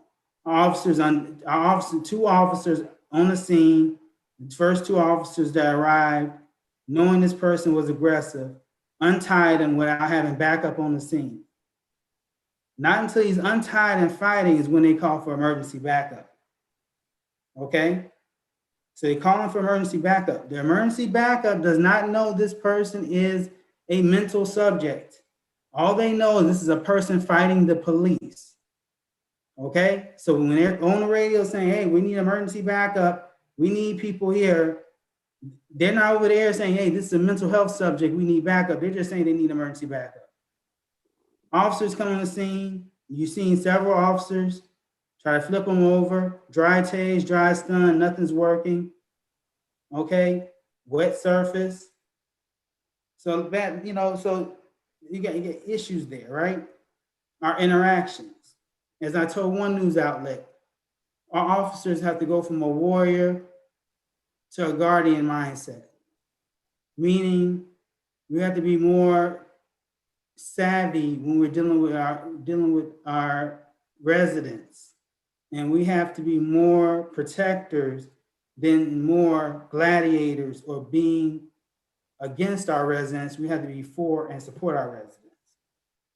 Thirdly, the biggest issue I saw is this.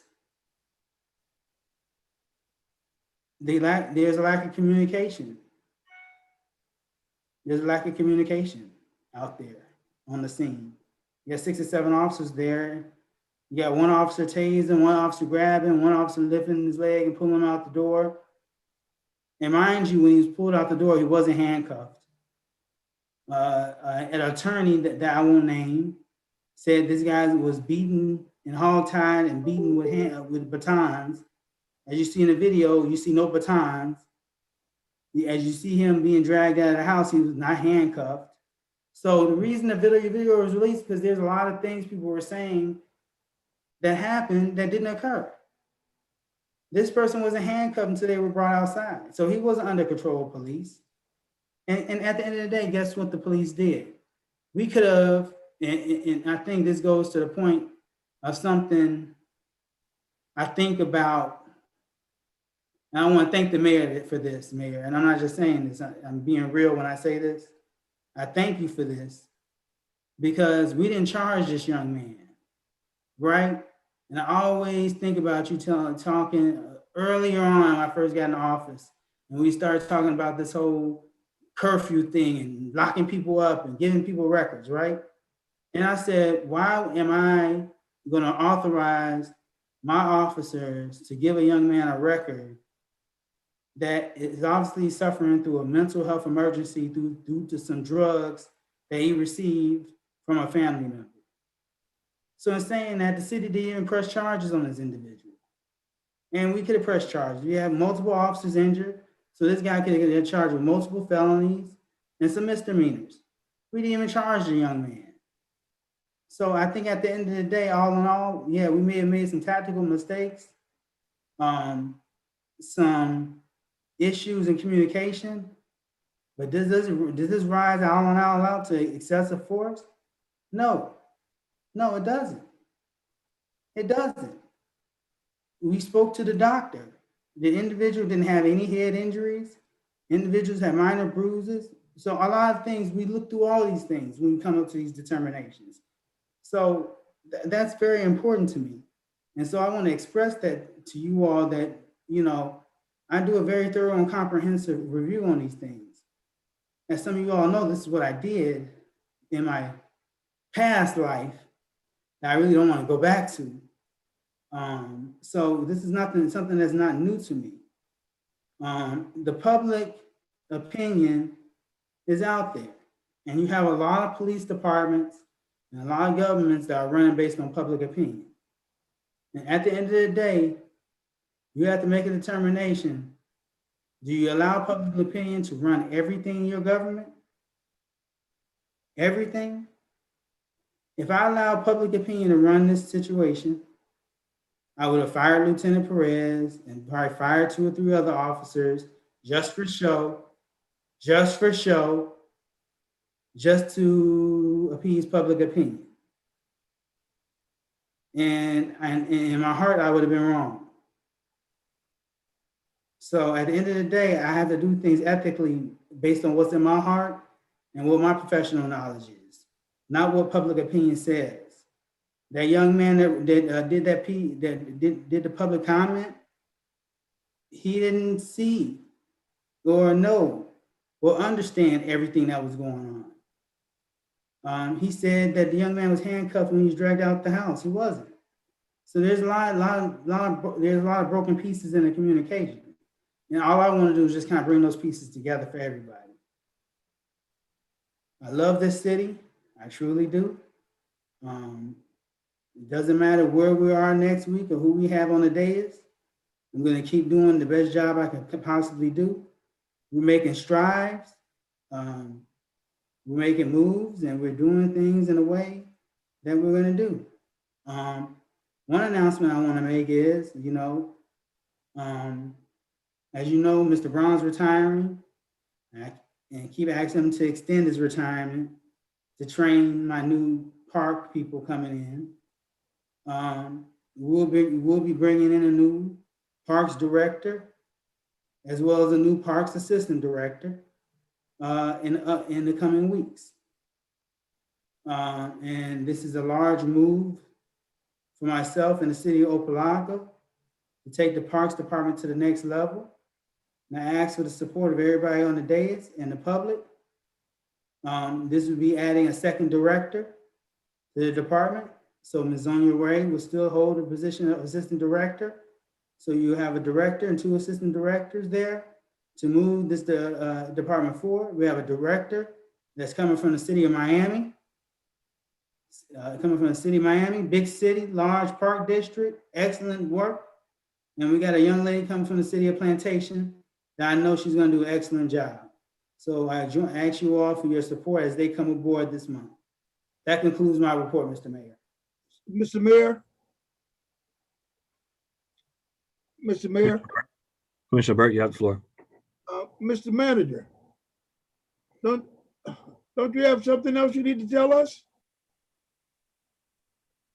Downstairs? Didn't the police department get some delivery yesterday? Oh, I'm sorry. I'm sorry. Yeah, thank you. Thank you. I'm sorry, Commissioner. On yesterday, the police department got delivered its first of 2 motorcycle patrol units. Was delivered to the city yesterday with title in hand, So there's no repossession. So that's a good stride moving forward, moving our department forward, moving our departments forward, making our city look great again. And I feel really good, feel real prideful in the direction we're going.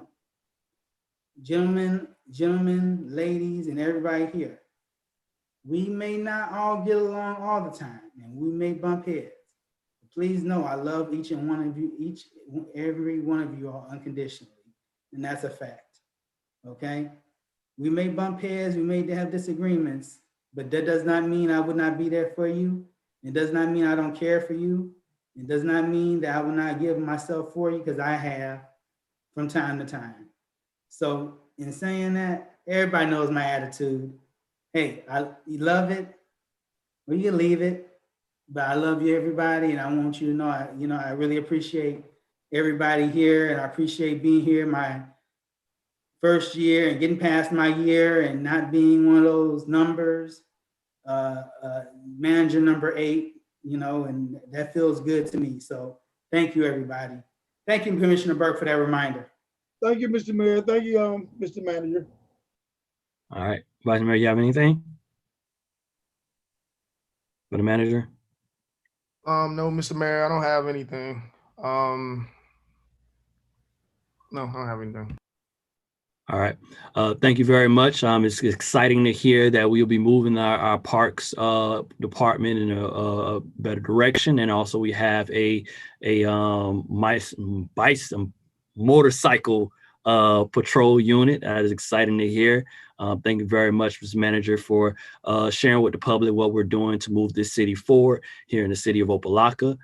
With that concludes our city manager's report. So now we're on to our official board reports. Madam Clerk, do we have any board reports? No, Mr. Mayor. All right. Are there any future agenda items?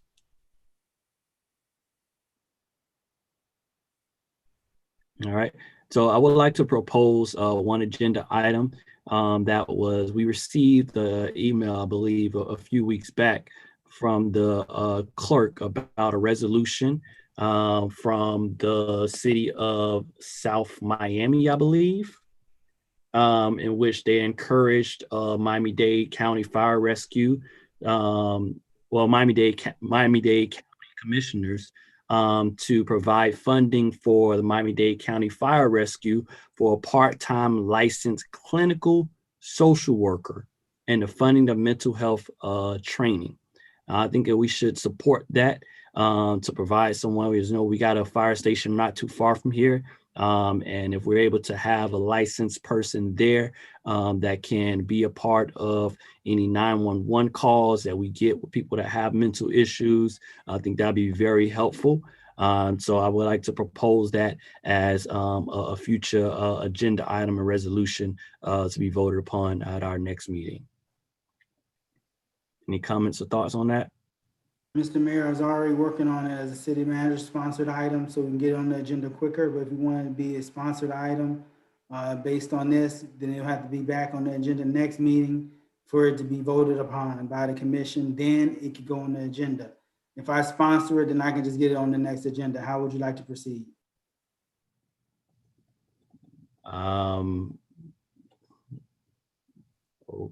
Whatever works, as long as it gets done. As long as it gets done. All right, have Ms. Lawson working on it for the next agenda. So I think you can, if you can withdraw your sponsorship request or your future agenda item request, we already are working on it in the city manager's office. Then we can be a co-sponsor. Anybody else want to be a part of the sponsorship of it? I Sounds guess. good to me. We all are. Mr. Burke, Vice Mayor David, so we all would like to be a part of that. So no problem. Legislation, so we can make sure that we support the city of South Miami in their request to the county with that. All right. Not hearing any other future agenda items. Are there any reports from the commission? Mayor Commissioner reports? Commissioner Burke? At the present time, I'm working with Ms. Markins and the city manager. The Miami Heat would like to co-sponsor a feeding on Veterans Day in the city for the veterans in the city of Opa-locka. And at the present time, I'm working with the manager and Ms. Markins, trying to make that happen. We haven't done, we used to do something every year on Veterans Day, and then it just went away. So hopefully this can be a start of getting back to honoring our veterans in the city. But the Miami Heat contacted the veterans, Mr. Raphael, and he contacted me. I contacted the manager and Ms. Markins, and at this time, we're trying to make it happen. That is good to hear, Commissioner Burke. When I hear you're concerned about these events, actually, most likely within the next few meetings, I'm going to probably propose we do a future agenda items to make a standard list of events so that we have these things that are already allocated and funded for the year, so we won't miss out on anything, and then we all can chip in and make sure they work. So much respect for leading that effort with the veterans in this one. Vice Mayor, you have anything? Yes, Mr. Mayor. Just kind of piggyback off Commissioner Burke. Yeah, thank you for doing something for the veterans. I don't think we've, as a city, done any, community event. So, props to the Commissioner for taking the lead on that and making sure that we recognize, our local veterans on their special day. Just since we're along the lines, I guess projecting out, like, what are we going to do for the rest of the fiscal year? And I know we haven't really budgeted for any special events or anything like that. Mr. Mayor, this year has been very challenging, with COVID-19 and the blow that we've taken to the local economy, which has affected our government and our residents and, just the future of what we know as normal. With that being said, Christmas is right around the corner. It's a holiday. We usually, kind of segment our events and hold different events in our community. I said it in the past, but my hope going forward this year is to, have a more concentrated, event. I think, now is the time, where we can really celebrate and, really, really reward our community. Just for having faith in us and being around. So My hope is hopefully we'll be able to get some sort of Christmas event going this year, but I would like it to be more of a coordinated effort. So just throwing it out there, I know you're going to propose, putting something more concrete in place, for events throughout the year. So I just wanted to provide that feedback. Thank you. Excuse me, Mr. Mayor, one more thing, if I may. Go ahead, Commissioner Burke. Mr. Mayor, I was thinking, we have a lot of apartment buildings in our city that's Section 8. And I've been to get in touch with you, but I said this would be, a good item for commission. But how can we get together this weekend, put something together, and try to motivate our residents to get out and vote? This is such an important election. And I've been here for years, and Mr. Mayor, to be honest with you, for years I have knocked on the doors, and I've had an air conditioned van to take the people to vote and bring them back home. And they'll tell you, can you come back after the stories go off? So I'm serious. So I'm trying to say, as a city and as elected officials, is there any way that we can put something together this weekend, or we can put something together and try to reach out to our apartment residents? Because I think most of your homeowners are going to vote, but a lot of people that's been in apartments been there for years, even though some people call them transients. But if anybody needs it, we have a lot of Section 8 apartments in our city. And every time Ben Carson comes here, something gets cut. So if there's something that we can do to get the message across to our people, that we need to get as many of them out there this election period to vote. Is there something that the city can come up with? Or I've talked with Ms. Motkins, and she's thinking about it. But I'm just saying, is there anything that we can do to get our residents, or to make our residents see how important this election really is? Yeah. What are your thoughts? That's a very good points, Commissioner Burke. And all these elections are very, very, very important. And we need to encourage people to vote. And that's why I would wanted to make sure, because we got a audit finding about having events. And we had to put in place a plan to make sure that we're very fiscally responsible when we do things as a city. And one of the reasons why we brought in Ms. Motkins and put in their contract was to do these type of events. So I concur with you that our social media needs to have more thing about voting and getting out to vote, and our polling places and where we at. We got to do our duty as elected officials to encourage that.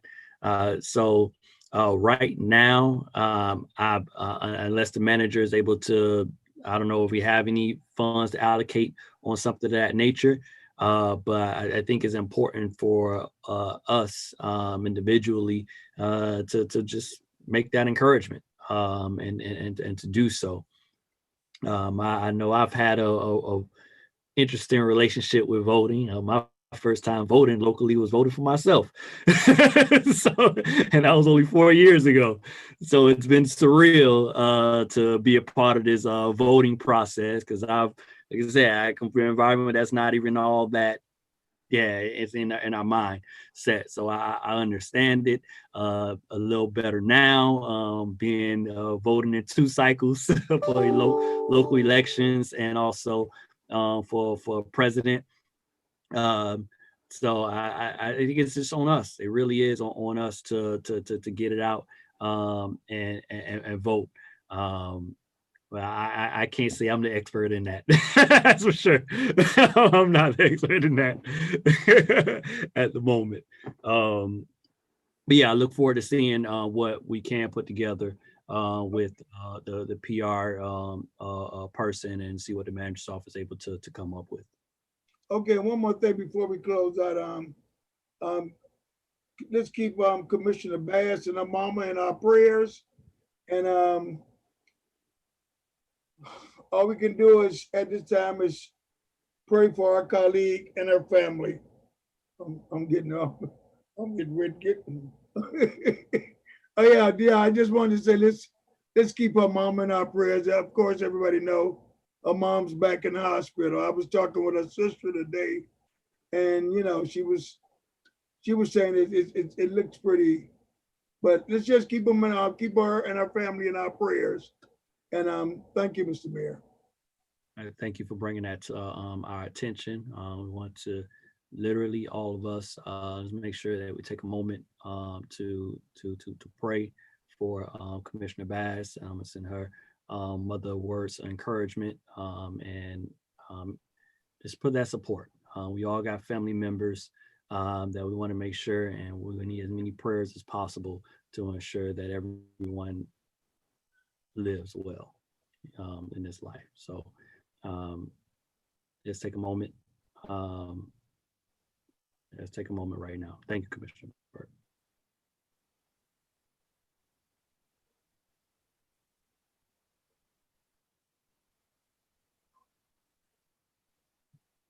All right, thank you. All right, that would conclude the commission reports. Any official board appointments or applications, Madam Clerk? No, I don't have any at this time. Right. Before you close, I do have one item, Mr. Mayor. It's not dealing with the boards, though. I'm pretty sure it's about the dates for the next commission meetings. Yeah. All right, you want to propose what we're going to be doing? Yes, so the city manager has proposed several dates for November. The first one would be a special commission meeting on November 12th, which is a Thursday at 5:30 p.m. And then the recommendation is to reschedule the November 11th regular commission meeting to November 19th at 7 p.m.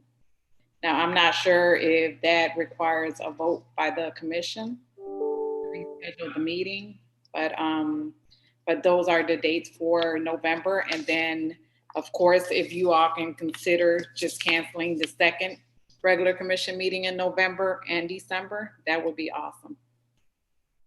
Okay. All right. So the clerk has proposed us rescheduling our regular commission meeting to November, say those dates? 19th at 7 p.m. 19th at 7 p.m. And canceling our second meeting in November and December. Do I have a motion for that? Move it. Commissioner Burke. Second. Second by Vice Mayor Davis. Madam Clerk. Vice Mayor Davis. Yes. Commissioner Burke. Yes. Mayor Pygott.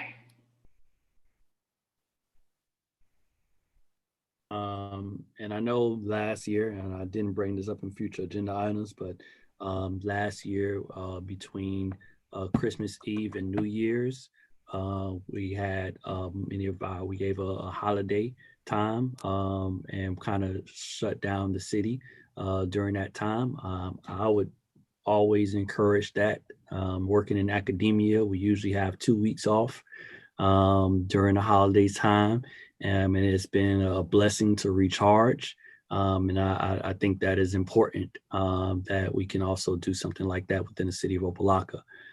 So if there is that type of opportunity, Mr. Manager, and those that do the legislation, I would love to make that something that's permanent as part of the city of Opa-locka benefits of being an employee and working here, and just our lifestyle here in the city of Opa-locka.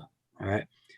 So put it out there once again. I hope that something comes up of that. But with that, I think that concludes the business of. We're in the middle of a vote. Huh? Well, we did vote already. No, did you vote? Mr. Mayor, I didn't hear your vote, so. No, you didn't vote. I'm sorry. I apologize. I started going on to something else. My bad. Yes. All right. Okay. Madam- Well, Oh, I apologize. My mind is it's been a long night, a long day. I apologize. Yes. All right. Anything else? Mr. Mayor, I just have a quick question for point of clarity. I know that the executive order by the governor was extended to allow virtual as opposed to in-person meetings, but to my knowledge, that's extended to, I guess, to the end of this month, which is why the clerk is, ultimately, suggesting that we, hold the second meeting in November. Have we heard any word as to what the state, what direction they're headed in as far as that? Because I haven't heard anything from the League of Cities or elsewhere. Not that I know of. I know, and if anyone else want to correct me if I'm wrong, usually that's been a last minute decision from the governor's office to renew the virtual meetings. So I think we actually got it last month on the last day. It's really up to the governor's discretion to give us the opportunity to meet virtually. So unless I'm wrong, anyone? Okay, good. Yeah. So yeah, that's what's going on, Vice Mayor. Okay, so I guess it's safe to say we could either not see it or expect a 9th hour kind of decision. So we'll be on the lookout for that. All right. So we have concluded the city business. Do I have a motion to adjourn? Move it. Moved by Commissioner Burt. Second. Second by Vice Mayor Davis. This concludes our meeting for today. Please, everyone, we are still in the pandemic, experiencing our highest numbers in the country. Please mask up, practice, wash hands, so that we can keep our community safe. All right.